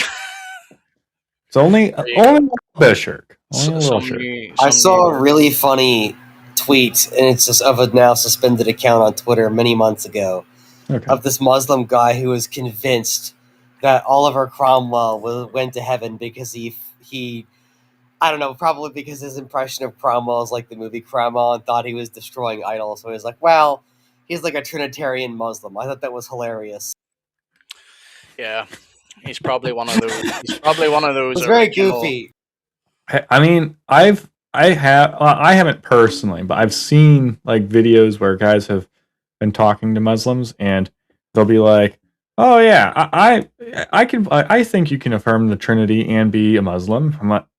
I'm sitting there like, but like your Oh, entire your literal Allah literally says, "Say not Trinity." And then, I clarifies think what they're Allah means by Trinity, which includes Mary, apparently. yeah. I think they're getting into these semantics because it actually says say not three, but of course Oh, that okay. does mean the Trinity. So I mean Yeah. linguistically it doesn't use the word Trinity, but I've No, read a translation that used Trinity, but yeah. probably just three in Well, Arabic. it clarifies what it is in a way because it does say Allah, Jesus, Jesus was and just a Mary. prophet. Yeah, and then what they'll appeal to is they'll say that this was dealing with a very specific group that thought that Mary was part of the Trinity, but no.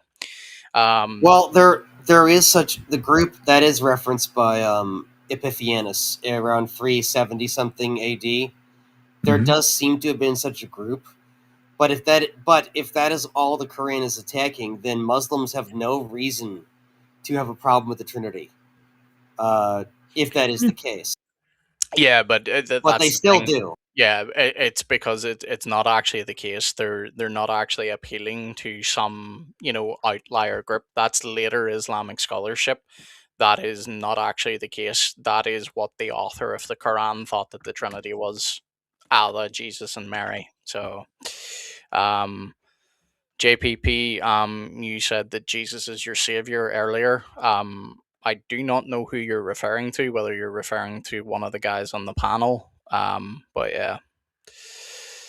Um, Houston says the first actually says sign out three. Yep, in the Arabic. And that's a different Arabic word for the Trinity. Yep. Um, and then true, the Quran only rejects tritheism, including Mary. Yeah. Yep. Hmm. And again, even I have an interesting video coming out. I don't know when it'll be out because the editing's taking a little bit of time, but it's with an Arabic speaking Christian, and he points out that even the word tawheed in Arabic can mean unity, right? Or something being unified. So what in Allah is being unified? Not expecting an actual answer, by the Yeah, way. I was But, gonna say, I'm like, yeah. It's he makes some interesting points. So whenever that video is ready, you'll see it. But anyway, folks, I am going to play for a little bit longer. This stream seems like it's going on forever, and it's almost 4:30 in the morning my time, so I won't be on too much it's longer. still going. Oh, It's bro, still the reason why it's still going is Jack. I don't know what's going on with Jack at the moment, but Jack is burning bridges left, right, and center. So yep, there we go. Google Translate has the correct translation. Tawheed equals unification. Yeah, because even from its means. word, and I can't remember the root word off the top of my head right now, but it really does come from the phrase to unify something, to make something whole. And one of the points that this guy makes, I can't name his name obviously for safety reasons, but he points out that even when it talks about the caliphate, the whole world being, united under Islamic rule, the word tawheed is also used there as well, because it's to do with unity and unifying things. And again, this is where whenever Muslims say things like, oh, show me verbatim that, Jesus says, I am God, bow down and worship me. Show me the word tawheed in your Quran. Now, I don't want a word that means one. I don't want something that signifies, oneness. I want the word tawheed verbatim. Give me that. You're going to be looking for a while. Yeah, I'm like, I don't think you'll find that. You won't. That's There's- the point, because this is where people will be very quick. Muslims, especially, they'll be very, very quick to be like, "Oh, that's a verbatim fallacy." Oh, you mean like whenever you said, "Show me Jesus as God," and where he says, "Bow down and worship me"? Yeah, you mean like that? Yeah. This is the thing. The scripture is an ancient Near Eastern book. It's not speaking the way that we would speak today. It is not speaking about, modern ways that we would like it to sound, where Jesus is, standing on a mountain where he says, I am God in the flesh, bow down and worship me. Doesn't speak like that. But Jesus speaks in such a clear manner that the Muslims, the Jews do what? They pick up stones to stone him because they say he is blaspheming by making himself one with God. Jesus' own enemies understood exactly what he was saying. His companions understood what he was saying. And this is why there's a video on my channel which I have titled the prophetic veracity dilemma. And it's another version of the Islamic dilemma, right? Mhm. Islam cannot claim Jesus as a prophet. And do you know why? Because either Jesus taught his message clearly, in which the Quran contradicts things about Jesus, and his followers got it right, knowing that he was God. His enemies got it right, which is why they sought to kill him. Or Jesus was such a bad prophet that he spoke very unclearly, to the point where his companions and his enemies misunderstood him and tried to put him to death for something that he wasn't actually teaching. You can't say that about a prophet in Islam. So it would mean you would have to reject Islam. And then, to make it even tighter again, you would then also have to say that for 600 years after, Allah left it to a point where he allowed the worship of Jesus to dominate world history before he decides to correct it. Yep. Either way you slice it, it can't hold up. Welcome, my friend. He says Jake the Snake. Yes, Yep. a lot of people do call him that, indeed. Oh, that's just Gabe. Yep. And All right. Houston's having a lovely wee debate back in the comments. So anyway, let me play a couple Right. of final bits before I have to log off. That's what the comments are for, you know? Yeah, exactly. You guys debate away, but at the same time, don't waste your efforts on someone that's not actually asking genuine questions. Mhm. He has Yeah, also we got a bunch of downplayed. fakers here. I don't know if Dan is sending these people. He's got the electronic flies. You think all your haters are now Daniel followers now, bro? You Now, again, this is a very weak argument, even from Jack, because Jack's receiving haters in the chat. That means that they're Daniel fans, right? Of course, Now, yes. That- are some probably going to be Daniel fans? Yes. Are there going to be people that just don't like Jack? Yeah, sure.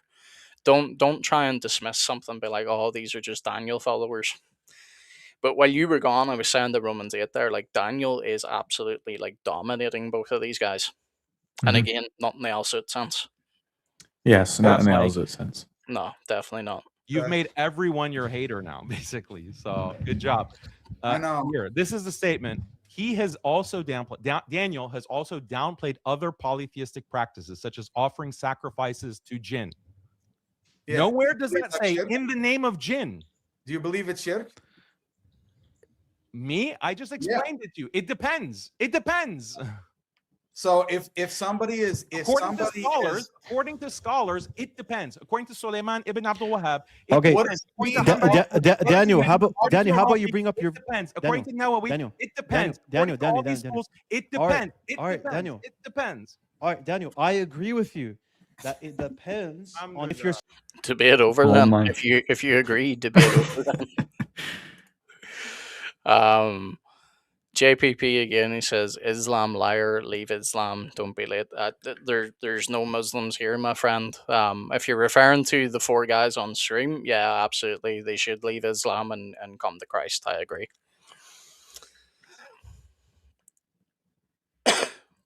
Oh no, sorry, folks. Hang on. I was about to say, I'm like, I just got a gray screen. I accidentally X'd off the stream. Oh dear. think I'm gonna. I like how he titles his stream "The Downfall of the Damascene." Yeah, He knows what he's doing, is what that means. So that's what I say. maybe he. Hold up. You know how they call him Jake the Snake? He might very well be a Mossad agent. Yeah, we see. It was Israel the whole time. Oh my goodness! So like, I'm probably going to struggle to find this again, but I've just noticed Daniel was off the live stream a while ago, and now he's back on discussing. Oh yeah, he's talking with him right now. They're still going. Man, I wish I paid attention to what time you were at when you closed it. Well, it doesn't really matter because like in a lot of this, Daniel has like dog walked him anyway. So let me just go ahead and jump to the actual live and see where they're at now because I'm going to be wrapping up soon anyway. But either way, this was more just to show like how badly Islam, like Dawa, is doing already. Like we are not even in uh the end of January, and these guys are takfiring each other. They're disassociating from one another. Like this is going to be a bad year for them. That's all I can say. Yep. I got some cool stuff coming out with that too. We do. Yeah, you've got cool stuff. I've got cool stuff. We've all got cool stuff. Yep. Just be ready for it. Muslims aren't ready for this. Prostrating for respect to that. Yep. You can That's say the that thing. this is an act of shirk because this is what those religions are doing. Like you're And are their participating intentions in relevant? an act of shirk. And are Now, their to say- intentions relevant? Huh? Are their intentions relevant? When Are do they that? still on the same To determine if exact they have thing? committed shirk akbar. Yes, Well- I guess that is The same relevant. It is relevant exact to- thing. to know what their 4 intentions hours are. later in the stream. Yeah, so I'm just You're going to at, like, you're probably at like the 45-minute, 50-minute mark. So Yeah. like 5 hours later in the stream, they're still at the same thing. probably a slightly different topic relating to it, but yeah, they're still on shirk because ultimately this is why Daniel got tech-feared by all these guys because they believe that Daniel thinks that you can give partnership and praise to other beings other than Allah. So Daniel obviously denies that and says, that he even, like as I say earlier, he even quoted their own scholars. So Daniel didn't use his scholars; he used theirs. Now, what I did notice a while ago there, before we skipped to the live, is Dean hopped off not long. Let me see. Yeah, Dean hopped off about the 2 hour 30 something mark. So he was on with them for like another hour, but I don't think that would have went very well. But anyway, I'm not gonna keep pausing this. I'm just gonna hit mute because it means we'll have to catch up to the live every time. But Jack's looking heated right now, so let's see what he's saying. Now, you did not question him about his intentions, and yet you declared it to be an act of kufr based upon the apparent in and of itself. So you're not consistent. Either that or you've changed your position. To me, it seems like, Dan, it's not like you're contradicting yourself. I truly believe that you held a different position regarding ibadah and shirk back then, and now you've changed your position because what you're saying now is not consistent with you declaring that an act of kufr at the time. When I called it an act of kufr, it is a ritual. It's like a pagan ritualistic practice that is practiced in other religions. Like if you see a Christian, practicing a water ritual or like a baptism, or you see a Hindu practicing a water Does he not know ritual, what like baptism is? bathing in the Ganges River. Okay, you can say that this is an act of kufr. This is an act Without of, asking their intention. yeah, because this is a kafir who's Okay. practicing. This is a mushrik. No, but Okay, I'm who's asking a practicing Muslim. that. So Omar Omar Suleiman, Suleiman participated in a shirk action. In a but shirk Omar action. Suleiman Now, is did he Omar commit Suleiman. kufr? Did he commit kufr? It depends on his intention. It depends on Okay, his but intention. you But the said action, the water ritual, let me finish my sentence, bro.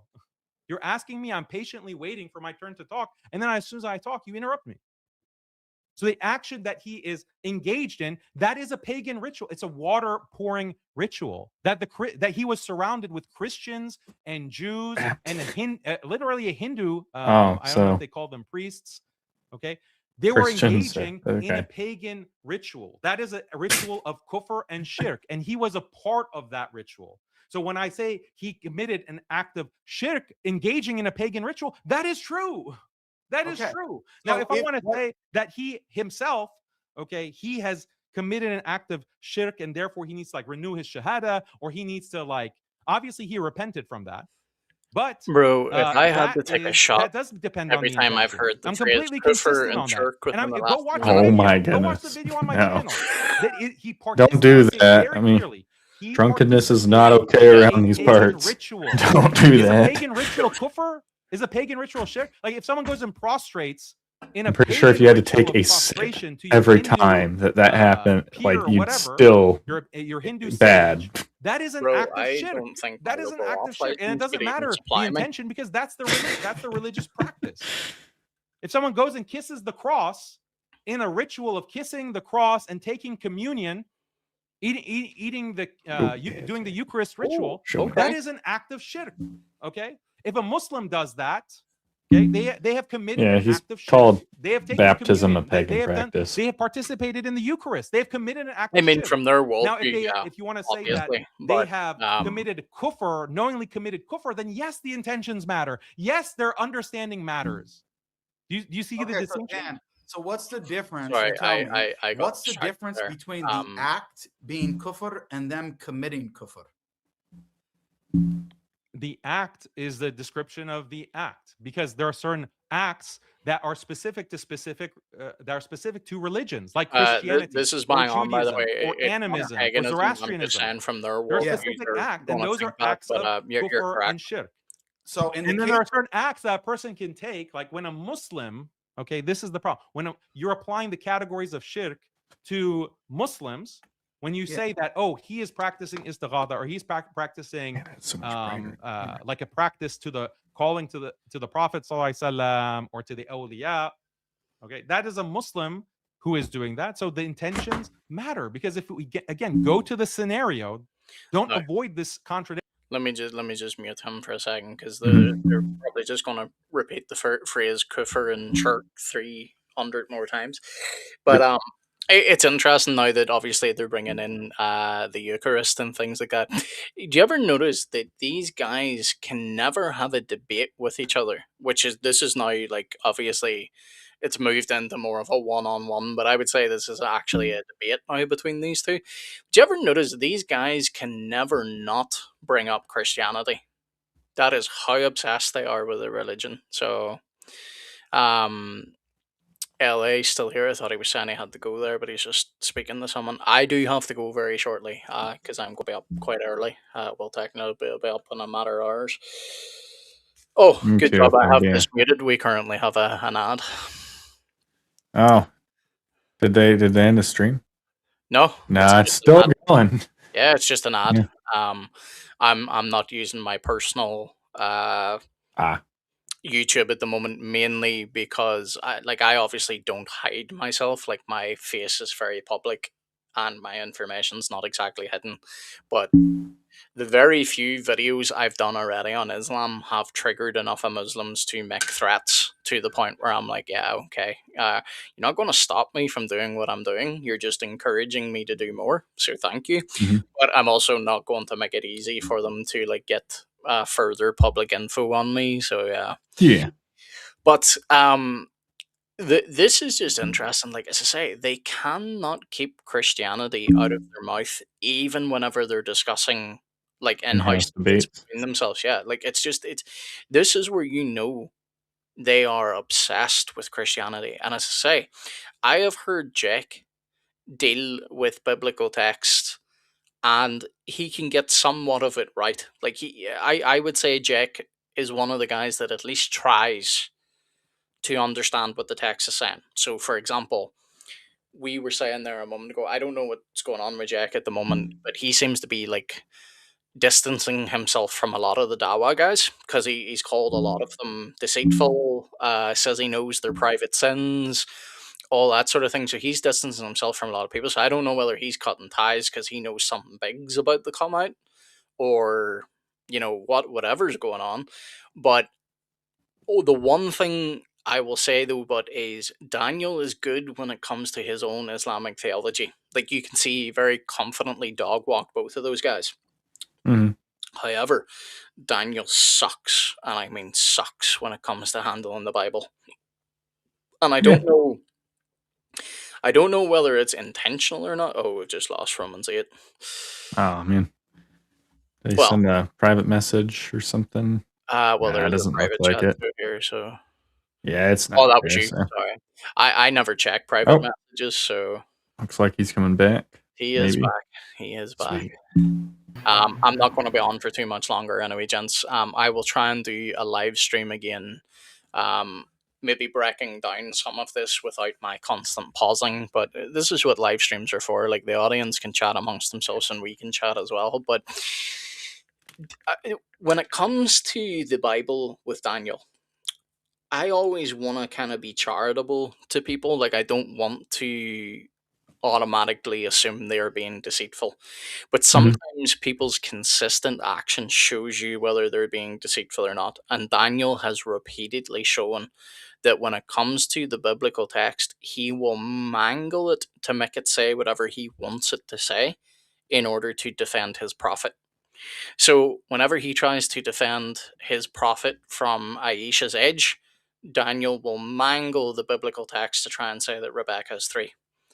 Jack at least had the intellectual honesty to say that scripture does not name Rebecca's age, and it certainly doesn't point out that she was a child. Yeah. So, like, I mean, but to some degree, they all are doing that. mhm. Like, I'll put it like this: I don't think any of them. Like maybe if it was something where where it was like they just became Muslim and they were like pointing out the arguments and they were just echoing other talking points, I could get it. But when you've had these guys who have been up there Yeah, debating, like Daniel Hakikachu, he's got many years of this under his belt. He's mhm. built an entire institution around it. He's not a random guy who doesn't know about things. He's had time, energy, and he's been forced in many situations during his debates and stuff Mhm. to realize and recognize the actual context within the scriptures, right? Yep. Like, so he's not just Googling and then picking out the arguments. He's the one making the arguments that are getting Googled and picked out. Yeah. So, with guys like him, I do think we can say, especially on the topic of the Bible and Christianity, yeah, they're deceptive. Yeah. This is why I always point out I don't hate Muslims. I hate Dawa and I hate Dai Mhm. because those guys know they are lying. Like, take Junior, for example. Junior is a laughing stock. Because you've got people like David Wood and stuff like laughing, talking about how Junior is the face of Islam. There's a reason why they want Junior to be the face of Islam. It's because of how bad Junior is. Like Mhm. Junior was on a stream not so long ago with I think it was Nick from Fearless Truth. And dude, I mean, like, again, if you need to look up a source, fine. I genuinely don't care. Just be honest that, hey, look, I don't have this information at the top of my head right now. Do you mind if I Google something or whatever? I would look at that and go, sure, go for it. But you've got Junior, who was very clearly like he kept asking Nick to rephrase things to buy time, so we could audibly hear him typing on his keyboard. And he was either entering it into Google or ChatGPT, and then he was like, you could see him reading line by line, and you could hear the AI phraseology, because AI is like, if you use AI, you can clearly tell that there's phraseology that's not human. It's very unnatural. Structured. Yeah, Yeah. it's unnatural. Like AI loves binaries, so it loves phrases like "that's not."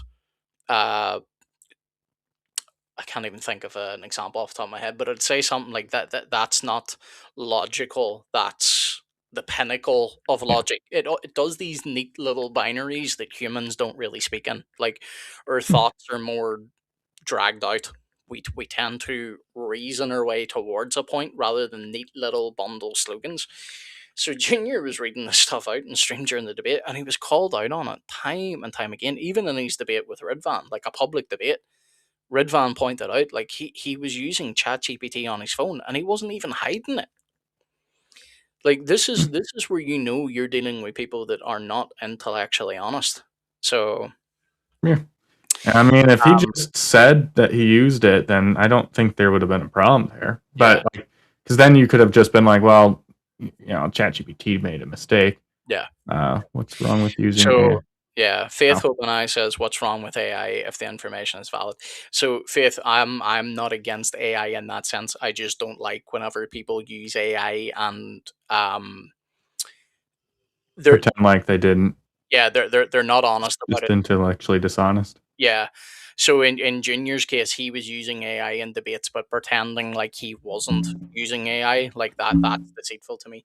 But the other thing too is AI can be wrong, and in a lot of cases it is wrong.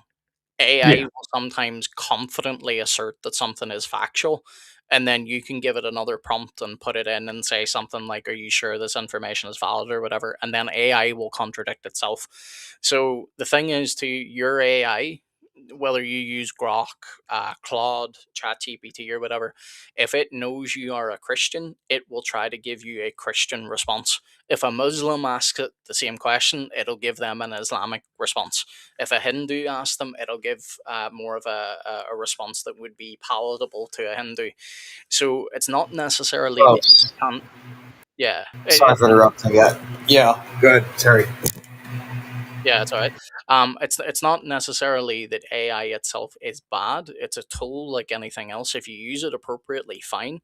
But what I would say is do not use AI for debates because it will very confidently tell you that something is correct when it's not. And also, Yeah. just if you are using it, like if Junior said, "Hey, look, I'm using ChatGPT here because I don't have this information at the top of my head," Nick probably would have said something along the lines of, "Well, I wouldn't rely on ChatGPT or whatever," but he wouldn't have clowned him for using ChatGPT. He just wanted him to be honest that he was using ChatGPT. And if we're being honest, if you use Google, you're just most of the time anymore, you're just reading the AI summary at the top.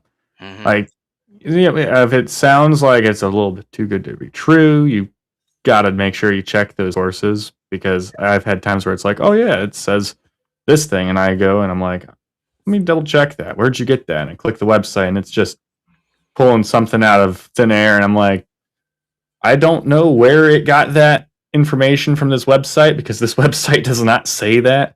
Hmm. Uh, but yeah, no. And then the big thing, like I've been doing a lot of research into AI lately. Yeah. I'm sure you'll see why, Mr. Lehman. I'll show you. Don't worry. It's I gonna be. already know. Oh, okay, okay. But He's So building. He is building a butler for me, a robotic butler. oh yes, I'm yes. I'm excited building to robotic regulate my butler. ADHD. He's yeah, gonna fold your clothes. He's gonna organize the dresser. He's gonna cook your um, breakfast for you. All in all. But I don't think we'll get to that stage just yet, lads. But um, great channel with compilations of Dawa Fails, Dose of Truth 365. Awesome. Go mhm. subscribe to the channel, folks. Even give Junior his own video along with being part of the monthly list. Yeah, look, folks. I recommend following Junior on X purely just for the laugh you will get. It is quite funny. Houston also says the AI info is often not valid. That's why there's the term AI hallucinations. Yeah, Mhm. this is true. If you use AI enough, you can get AI to pretty much say not only whatever you want, but it will sometimes confidently assert something as fact. And then, as I say, you can put in a couple of prompts just to show you that it is, sometimes it will even contradict itself, like, oh no, that information's not valid or whatever. AI will often say what you want it to say. So Faith, Hope, and I says, let's test that theory. I'll give us a statement to input and let's see what we get. Faith, you can do that if you want, but if you're on X, all you have to do is go on and see how different people are using ChatGPT and Grok on X. You've got Christians posting things like, hey, Grok, remove the false prophet from this image, and say it's a picture of John the Baptist and Muhammad. If that prompt comes from a Christian account, guess who Grok removes from the image? It removes Muhammad. Now, if you reverse that and it's a Bible and a Quran, and a Muslim says, hey, Grok, remove the corrupted scripture, guess which book that Grok removes? Why? Because it's based on who's asking the question. Like, it's very easy to see those types of things. Oh, another ad. Yep. Well, I need to hit play again in a minute just to see where they're at. But if they're still talking about Shirk, I'm going to wrap the stream up. Zach says I have legit. Okay, nearly threw that away. I legit have my chat GBT limited to ignore certain sources, so I can quick reference. It's moldable, which it makes it unreliable in totality. Yeah, that's the thing. AI is a good tool. I think you can use it in research and things like that, like to help, gather things. But 100% go and check your information, because here's a great example. And this is not just a plug for my book club, but like this book, The Apostolic Fathers. You can ask ChatGPT something like, hey, give me an Apostolic Father quote on whatever. It will give you a quote. Oh, there we go. Houston's even said it.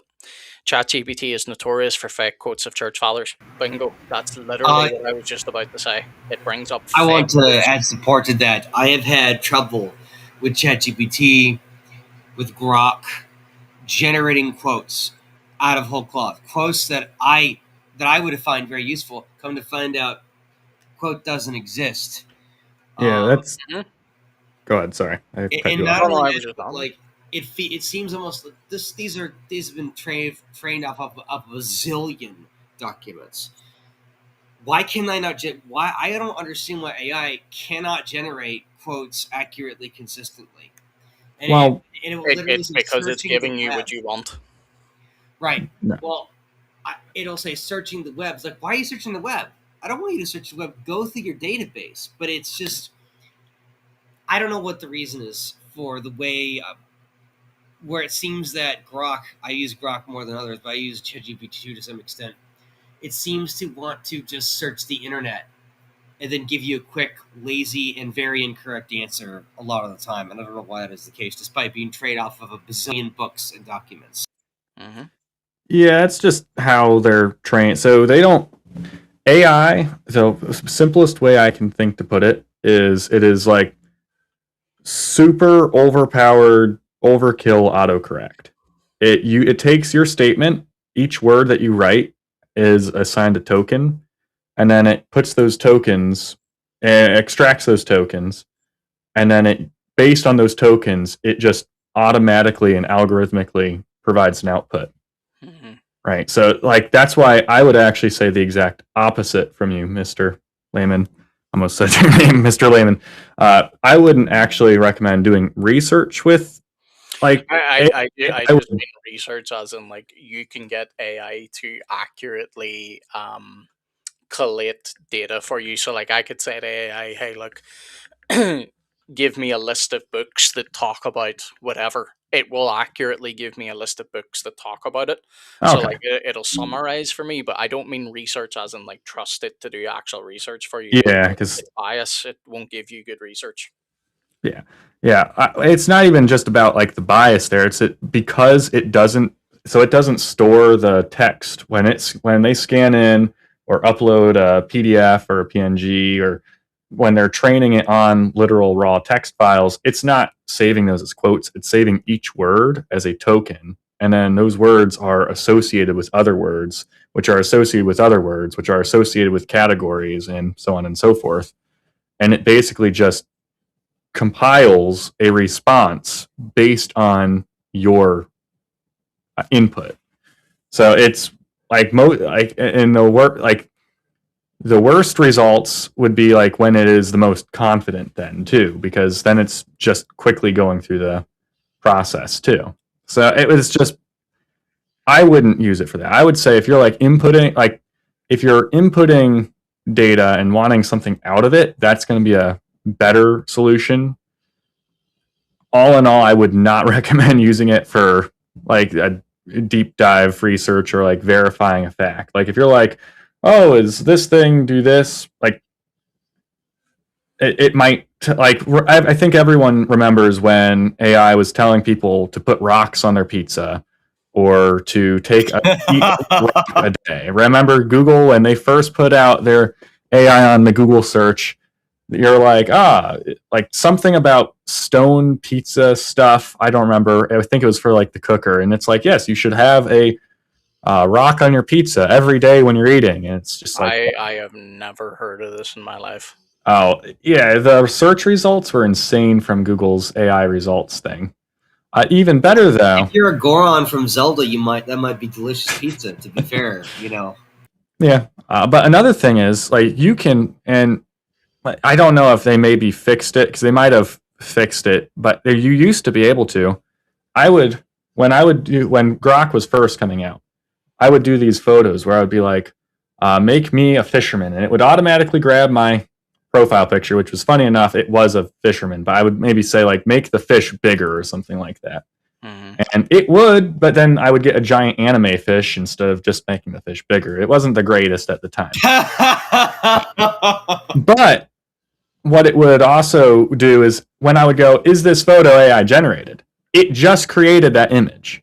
It should know that that image is AI generated. It just says, nope. It's like, what do you mean, no? You just made this thing. You should know. You have like the entire thing that makes you better than other text bots is that you have contextual awareness. Yeah. Like you should know that you just generated this same photo for me. Same hash, same color schemes, same pixel density, same every other detail possible, even if you're not analyzing the actual individual pixels itself. Yep. But no, it was, and that's why I would say just use it as a tool if you want, but don't sit there relying on it like as if it's an actual resource that's going to pull and things certainly not in debate. You will embarrass yourself, trust me. Yeah. Faith, Hope, and I. What are the earliest historical sources for Abraham, and how do they describe his beliefs and worship? Scripture. Scripture is a historical book. Go to the Bible. Do any sources prior to the 7th century support the Quranic description of Abraham's religion? No, they do not, because it's a later invention. Elias, why does Christian gods care more about people's race than actual faith? What kind of, and I'll not repeat that phrase on YouTube, religion is that? Disgusting. Repent and embrace Islam until it's too late. So you want That's me to... ridiculous. Wait. No. But before you say anything, he wants me to embrace Islam until it's too late? Right. Do you want me to embrace Islam so that I'll perish? Good. Well, at least you're honest. At least you admit that Islam sends people to hell. Second of all, just before Romans 8, you say anything, my friend, could you explain what type of racist thing that this is? Just bear with me because I'm very interested to know what type of racism you're referring to. Let's go ahead and share the screen, shall we? And Did you want to say something, Mr.? Oh, wait, you're showing that, and then yeah. Okay. So, we'll all go ahead and embrace Islam until it's too late. But could you just explain why Allah's messenger said you should listen to and obey your ruler, even if he was an Ethiopian, meaning a black slave, whose head looks like a raisin. Wow, that's not very nice. That's not very nice. What kind of religion's that? That's disgusting. Do you condemn your prophet? Do you condemn him for his racism? Interesting. Also, is it not Muslims that tell people that Arab culture is superior? And how do they tell people Arab culture is superior? Well, because if you, as a Westerner, convert to Islam, or as they say, revert, I'll be you right have to. Yep, no worries, Gabe. You have to take upon an Arab name. Why? Because non-Arabs aren't as good as Arabs. So do you condemn your prophet? Do you condemn him for his blatant racism, calling Ethiopian men with heads like raisins? Disgusting. Maybe you should repent and embrace Christ. Maybe that's what you should do. Romans 8, what were you going to say just before I go on to some of these comments? Did raisins exist in Muhammad's time? Yeah, yeah. Okay. That's silly. That's silly. Literally, just Acts chapter 2, where you have Cretans and Mesopotamians and Arabs and Illyrians and Greeks and everybody, across the known world showing up to go on a crusade to preach the gospel. They all Yeah. show up He's from he's, the he's just nation. repeating a talking point that some Dai guys probably told him, but they Yeah.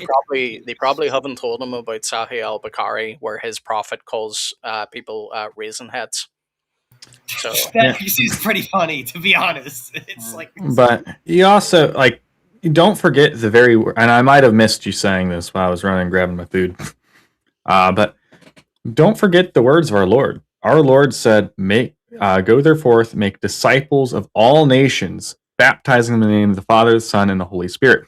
That is all nations. That means all people groups. There's no limiter there. But Gabe, Jesus only came to lost house of Israel. He only For God so loved the world. no lost That house he of said. Israel. Gabe, come on. This is what my Dawa guys told me. Only lost house of Israel. Oh my goodness. All it's those very other clear. verses corrupt. Jesus was going to the Jews in Judea first, primarily to collect the elect. But that was always going, and it wasn't they never preached to non-Jews. They absolutely did. There was an order of events, and when you actually look at the history of the spread of Christianity, like Paul says, to the Greek, to the Jew first, then to the Greek. Why did he say that? Because quite literally, it was the Jewish diaspora that spread the Christian gospel around the Mediterranean. For centuries, until at least the 400s, there was a Jewish contingent in the church. Eventually, it did die out. Cyrenaica was a hot spot, for example. Were it not for these Jews, especially in the diaspora, but to a lesser extent Judea, the gospel would not have spread as fast as it did. It would have been far more difficult. They had the Old Testament scriptures. They built upon that. Yeah, we all know this is just again this is another talking point that Muslims have been given from the Dawa guys. It's just ridiculous. Like if you read the scripture in context, yes, Jesus during his earthly ministry was sent to the lost sheep of the house of Israel, but then he commands his disciples to go and make disciples of all nations. There's just no contradiction there. So, again, whenever people make that argument, they just show themselves to be a little bit slow. Houston says, I once got ChatGPT to tell me that someone can reach the speed of light by jumping off a 3,000-foot high bridge and reach 2 times speed of light if the bridge is 6,000 feet high. Wow. Dude, that's like at that point, if I'm going 2 times the speed of light, do I just like enter some sort of phase state where I'm, going through the planet even faster and faster? Exactly. I don't know if it's accurate. It's probably trying to be accurate. Have you guys heard of a Universe Sandbox? Is the game?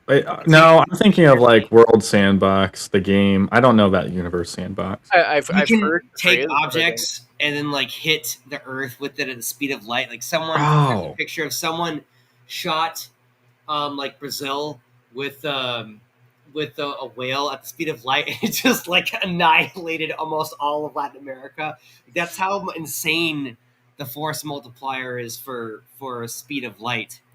Well, Yeah. I can tell you this is not advice for anyone, but if you listen to ChatGPT, all you need is a 3,000-foot high bridge. Yeah, not like we this is totally what I- don't drop things from way higher up and they don't go that fast. this is what I say. Take what you hear from AI with a pinch of salt. If Mhm. anyone relies completely on AI to give them information, you're going to be severely embarrassed if you ever debate it. Zach says, I've tested that by asking it to tell me what R.C. Sproul Sr. thinks about the state of Christianity in 2025, and it quoted him. He died in 2017. Yeah, it generates fake quotes. This is the issue. Da, da, da, da, da. Ask it my question and shares what it says just for experiment. We can do that in another stream, but it's not really going to matter right now because if I ask it anything to do with Christianity, it's just going to give me a Christian answer. So, um,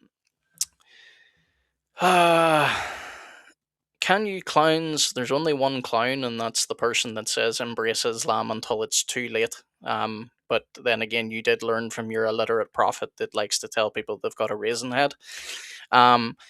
Is it too much to ask from people who still can't figure out how many gods they worship? Is it too late for you to work out that you don't actually understand the Trinity and you're just repeating arguments from your Dawa clowns? Is it too late for that? Or are you just going to continue to embrace Islam until it's too late? My goodness. Mm. Um, And we got Mr. Orthodox just Philip straight in the in with chat. Howdy, man. who's in the chat? Orthodox Philip. Good to see you, brother. I'll get to your comment now in a second. You guys are the clowns who keep forgetting the same answer you get each time you ask the same question. As I say, it does not matter to them because all they have been taught over and over is ask them how many gods they believe. Ask them. Ask them. Yep. Oh, that's to Orthodox Philip. Zach has apparently sent us air. Thank you for the air, Zach. Crusader culture, good to see you, brother. I understand Dr. D is debating Jack on the 31st, correct? That is. No, it's the 30th. It's Al-Sut Day, so just the day before Al-Sut Day. So Mm. make sure you celebrate that, folks. Is debating Jack on the 31st. It should be a really good debate, yet Jack can be a slippery sucker. Yes, he can. But it's on the Islamic dilemma, isn't it? I have no clue. I haven't been able to keep up with them I'm on this fairly stuff. sure it is because Jack's got 3 debates coming up this year with like some of those guys, and all 3 of them I think are on the Islamic dilemma. All I'm going to say to him is good luck because, like David Wood on the Islamic dilemma, you ain't getting round it. And the Uh, Alzit. But not mhm, like in an Alzit way, of course. yeah. Zach says I timed him out. Okay. That works. I That don't means think he the can come raisin head back. comment is particularly a big deal, to be honest. It seems kind of funny. It's like very silly comment. So at least Elias here has been honest. He's okay with his prophet's racism. What's wrong with that? Hadith literally commands to obey the person regardless of how a person looks. Where is racism? Well, if there was no racism involved, why did your prophet feel the need to say, even if his head looks like a raisin? Hmm. Why, Elias? Why? There's no racism in Islam, is there? And Notice then he he's not also even addressing the other like 6 points you made. Which, you know, to put be out. honest, You put the first one there. He went after the first one. Maybe he'll go after another thing. there's a lot more things Oh, hey, look. that I could pull out about racism in Islam. Don't even get me started on what Islam says about women, that they're half brained and the majority of hellfire is made up of women. But Yep. Islam respects women, respects them.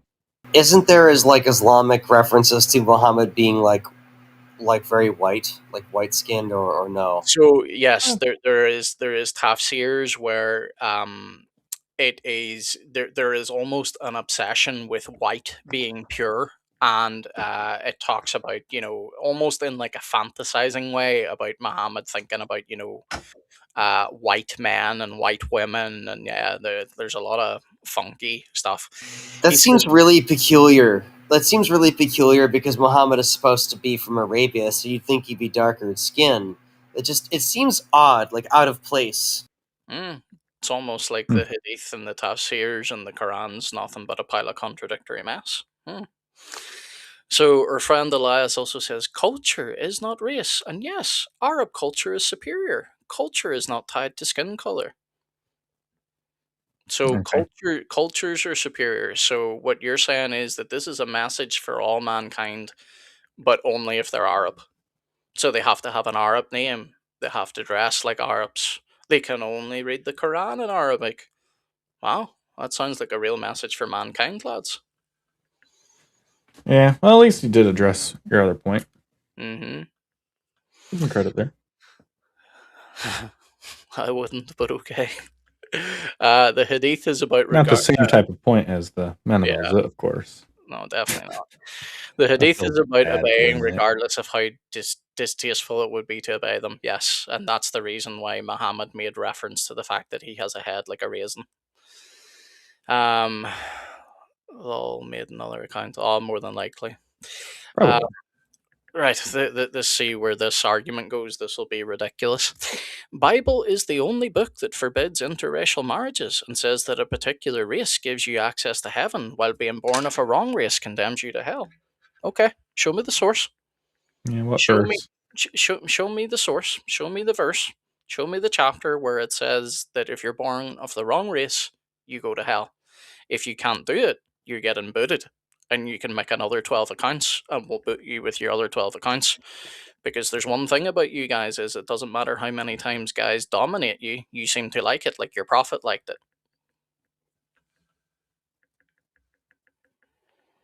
That one was a bit far, but yeah. Nah, I'm not too worried about that. I have trouble getting ChatGPT to give the bridge answer because it tried to insist the weight matters because heavier objects fall faster. So how fast would you have to be? How? Wait, Houston, ask it, what about if a whale jumped off a bridge? that wouldn't even. Okay. No. It would have If to you be a jump very off a depressed bridge- ophoneme. Yeah, I was gonna say if you jump off a bridge, wow, that's gonna get clipped. If you jump off a bridge, there is a limit to how fast you actually fall. You reach terminal velocity. So even if the bridge was 3,000 feet tall, even if you were a whale, you're not going the speed of light, man. No. ChatGPT told us if it's You're right. You know 3,000 what? feet high. Who am I to go up against the super advanced autocorrect? Who am I? Okay, show us where my Lord says never to go to the house of Gentiles. Show me. Do you know what I do love about Muslims that repeat really bad arguments, and I mean really bad arguments? They just keep spamming them in the comments. Like if that was any other like religion or culture, They'd they be would laughed out be the room. they would be embarrassed by how much of a fool they are making of themselves. But somehow I think it's like effective because it doesn't seem very effective. see, Well- this is the thing. Only a Muslim could walk away thinking, "Oh yeah, we're winning here." Anyone else, even atheists, like one of my friends is an atheist, and he was going through one of my videos there the other day, and he was looking at the comments, and he was like, "How do these guys think they're making points? Like half of it's just ad hom, and the other half is like, haha, how many gods do you believe in?" It's like still waiting on a source. Don't expect Orthodox one. Philip, I finally got to you, brother. Good to see you. Orthodox Philip, I am trying my best, bro, to try and get you someone to take up this debate. But unfortunately, there's not a lot of people looking to debate it right now. So, I've even reached out to some guys, and they're What like, was the "Yeah, topic? I don't." is veneration the same Veneration and as worship, worship. truly distinguishable. I know other Paul would theoretically do that, but I think he is super busy now. I know he's had debates about that before. I've already spoke to Paul. Paul recognizes that there is a category in which it is the same. He doesn't say that it's completely the same, but he says he does recognize that there is a category there. Hmm. You guys lie about the Bible so gullibly, so since you give no scripture reference, we'll assume you're just lying again. Yeah, that's all they've got, and without lies, Islam dies. Hmm. On Livian, pretty sure that's the Book of Mormon. My friend, please forgive me if I butcher your name, but Fi Takas, is that what would you guys say? Yeah, Vitakas. I'm dyslexic, my friend, a little bit. So not majorly dyslexic, but I struggle sometimes with reading. So forgive me. You're refreshing, layman, light and quick in your responses, and yet shed light and tasteful sarcasm. Looking forward to more of your content. Thank you, my friend. Some people think I can be a little bit harsh at times, and perhaps, but I will match energy. If someone is respectful, I come respectful. If someone is distasteful towards my lord, yeah, they'll get it on the back. So thank you. And Livian says I joke because of how it explains we get black people. Yeah, Mormon theology and black people. The history's not great there either, to be fair. But it really is like if anybody has never done the comparison of how Mormonism came to be versus how Islam came to be, you should really look that up. And it's not just as simple as an angel appeared to both of them. There's a lot more to it. There's a lot of coincidences, and Hmm. Joseph Smith had some scarily similar revelations that the Prophet Muhammad supposedly had. So, But you see, that actually shows. It's funny that we have like these sort of scam. Ah.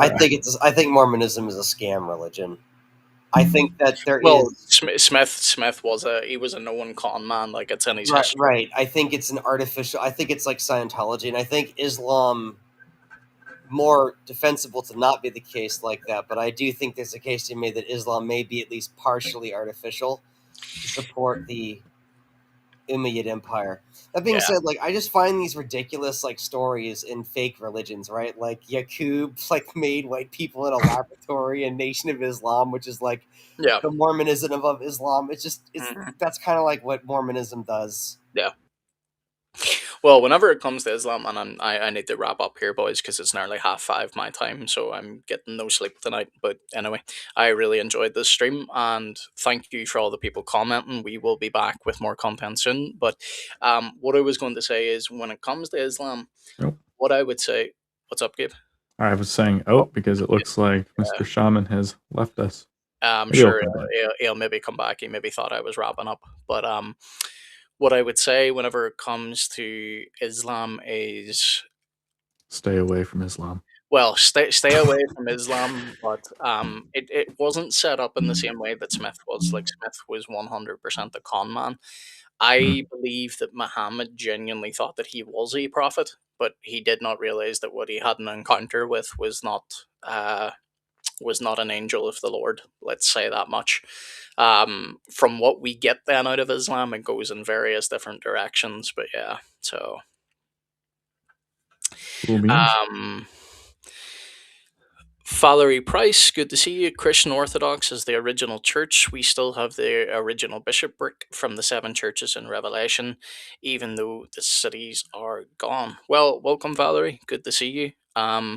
We have those type of debates here, although we'll be having them less and less because my focus is going to be more on Islam and Mormonism. I'm not really interested in Christians debating each other, but yeah, don't worry, Valerie, I got you. I'm a little bit dyslexic, so sometimes I read mistakes out that aren't even there, and then other times when there are mistakes, I tend to gloss over them. So don't worry. It says nice stream. Thank you very much. I appreciate that. Um, and also, I'm just going to call you Fee. Please forgive me, but thank you again for that lovely compliment. I'm highlighting that one for a reason because I normally get a lot of abuse on this channel, so thank you for that. But anyway, folks, I am going to go ahead and hop off. But before I do, Gabe, thank you for joining me, my friend. Me and Of you are going to do course. a lot more of these streams. We'll be reacting to stuff.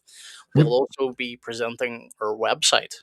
Yes. Probably How's not it? anytime soon, but Yeah, I've been very busy. Haven't been able to sit down and really work on it, and yeah. still even trying to like work out really what we want to do with it too. Still, Well, so that's what I was going to say. Even then, like, even if you weren't busy, even if we had it up and running right now, we would still need content to put on it. So, like, it's not going to be yeah, coming anytime soon. So, Valerie says, I'll subscribe and like. Thank you, Valerie. I appreciate cool it. beans. You're more than welcome here.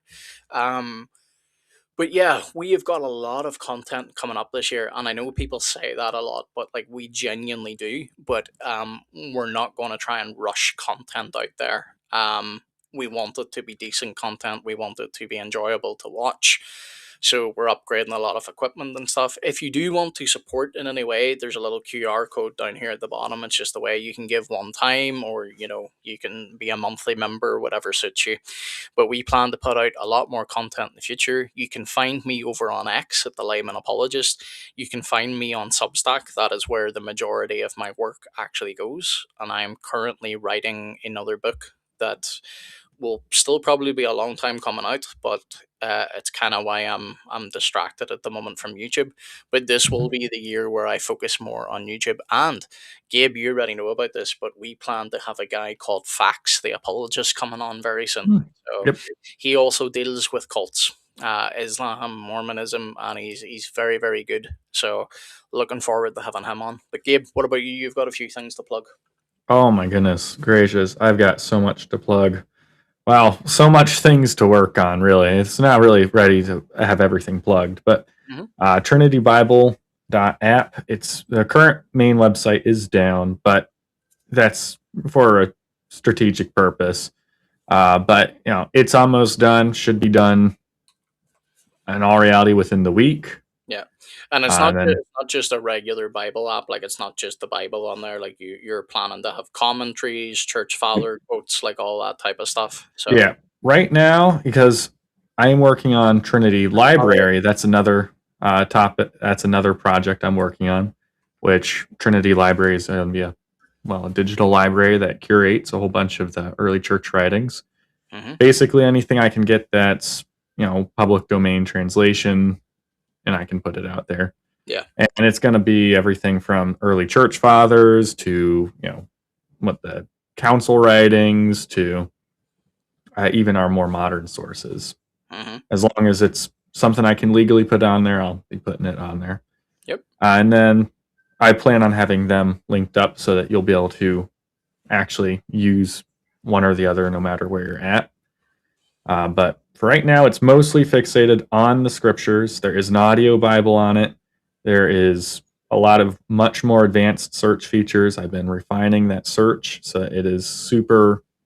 The old search was bad. The old search, you could literally type in "For God so loved the world" and it would not give you John 3:16. And it's like, hold up, that is like the most commonly known verse, and yet it's not. Why? And it was something with the database I was using, and that just show you, Gabe, the Muslims are right. That it's clearly corrupted.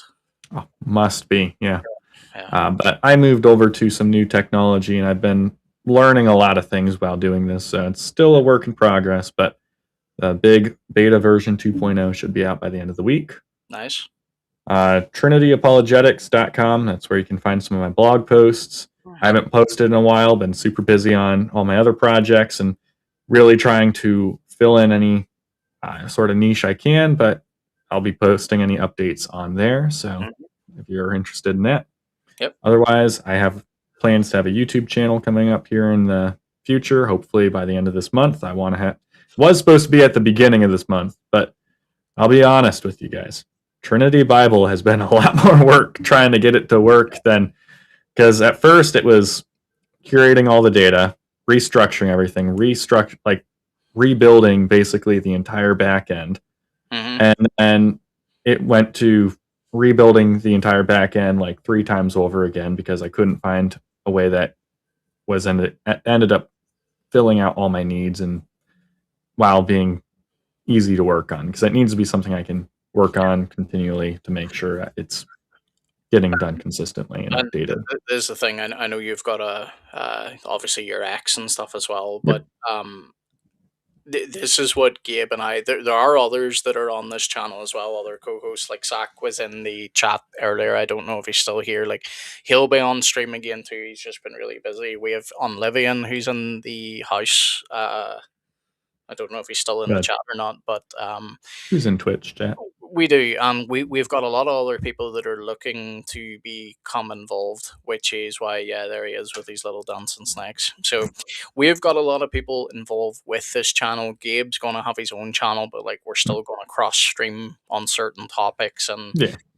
we'll ultimately be doing different work within the same wheelhouse, but a lot of our work will be combined. But we are our own entities. Like we have different missions. Like Gabe, you can give yours. Like, but mine is honestly, I want to see the name of Christ lifted high, and I also want to show people that if you are a layman in the pew, that you are also an apologist, and you can be a good apologist. You don't need to have a degree.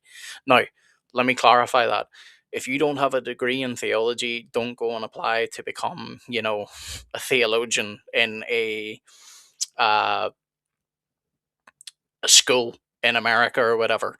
Don't try and go on and do debates. If you don't have the knowledge to do debates, just be humble and say, "Look, that's not my wheelhouse." But you are an apologist, no matter where you are in your day to day life, whether it's work, whether it's with your family, your friends. You can learn good arguments, whether you work with Muslims or whatever. And again, let me reiterate, I actually love Muslim people. I want them to come to know the Lord.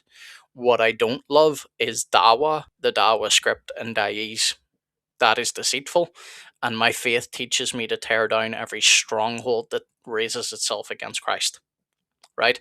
Sometimes that means being a little bit spicy. That means being a little bit aggressive with some things.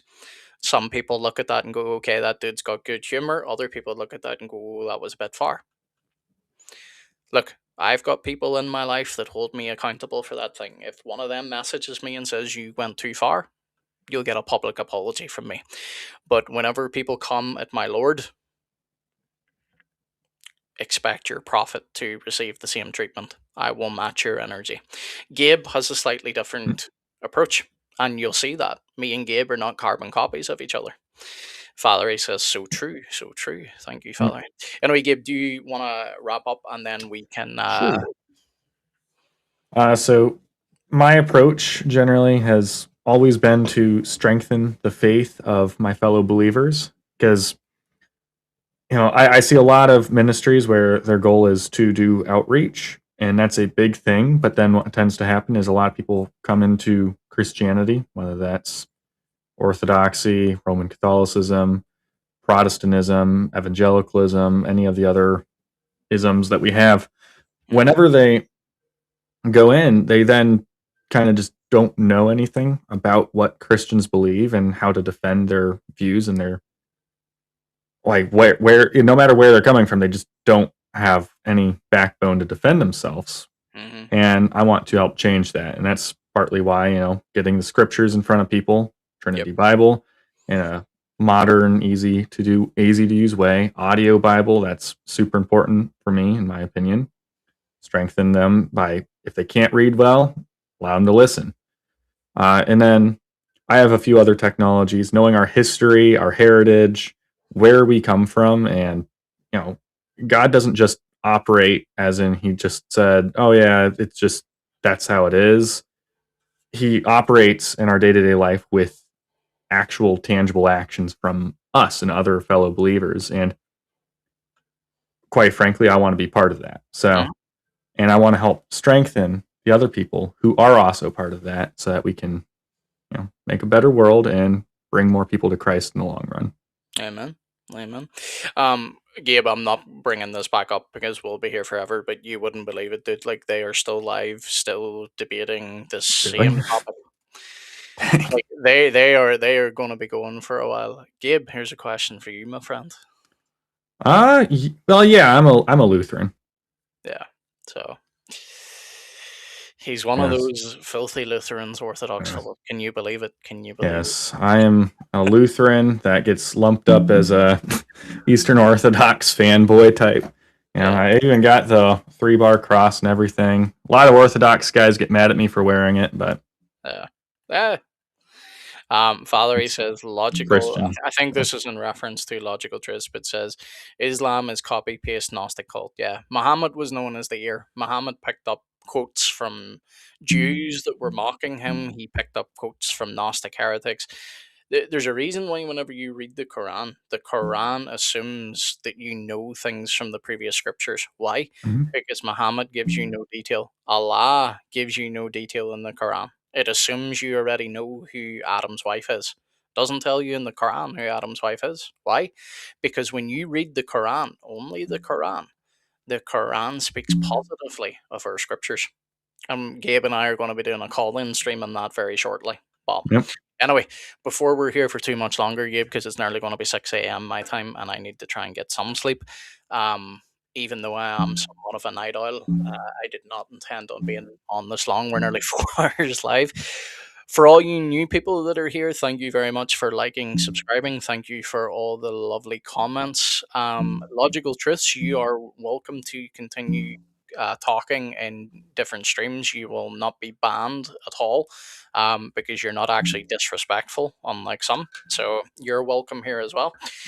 We do invite discourse here, and we will have people up in future shows to talk through topics. But again, bear with Gabe and I as we try and get moved in more to the YouTube scene this year. It'll be a slow start because YouTube is not the main goal for Gabe and I. It's a good place to build an audience and build relationships with other Christians on here, but we do have other platforms that we run and are trying to put effort in. Gabe's building a big database. I am writing, and yeah, we've got a lot of stuff, but stay tuned. We've got a lot of great content coming.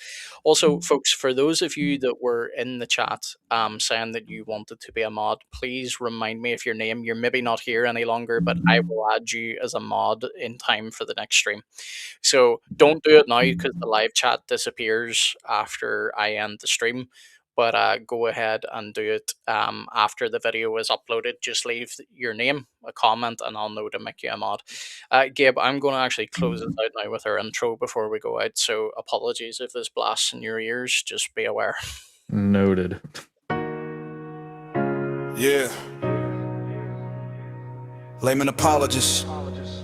Cooking the saints. Cooking the coach. Ink still heavy when the page get thin. Truth don't stutter when the noise rush in. Same breath spoke the void to form. Still press kings in the footnotes warned. Cross wasn't drama, it was law enforced. Judgment met mercy, no appeal in court. Blood hit wood, death got voided. Grave tried leverage, miscalculated. Stone rolled back, not for escape. Just proof death failed to seal the case. Crowns corrode, doctrines fray. Truth don't age, it outlasts decay. If it need add-ons, ethics seals. That stress cracks, not hidden depth revealed. Fire don't change, goals intent just shows what was counterfeit. Christ is king. Truth don't flex, it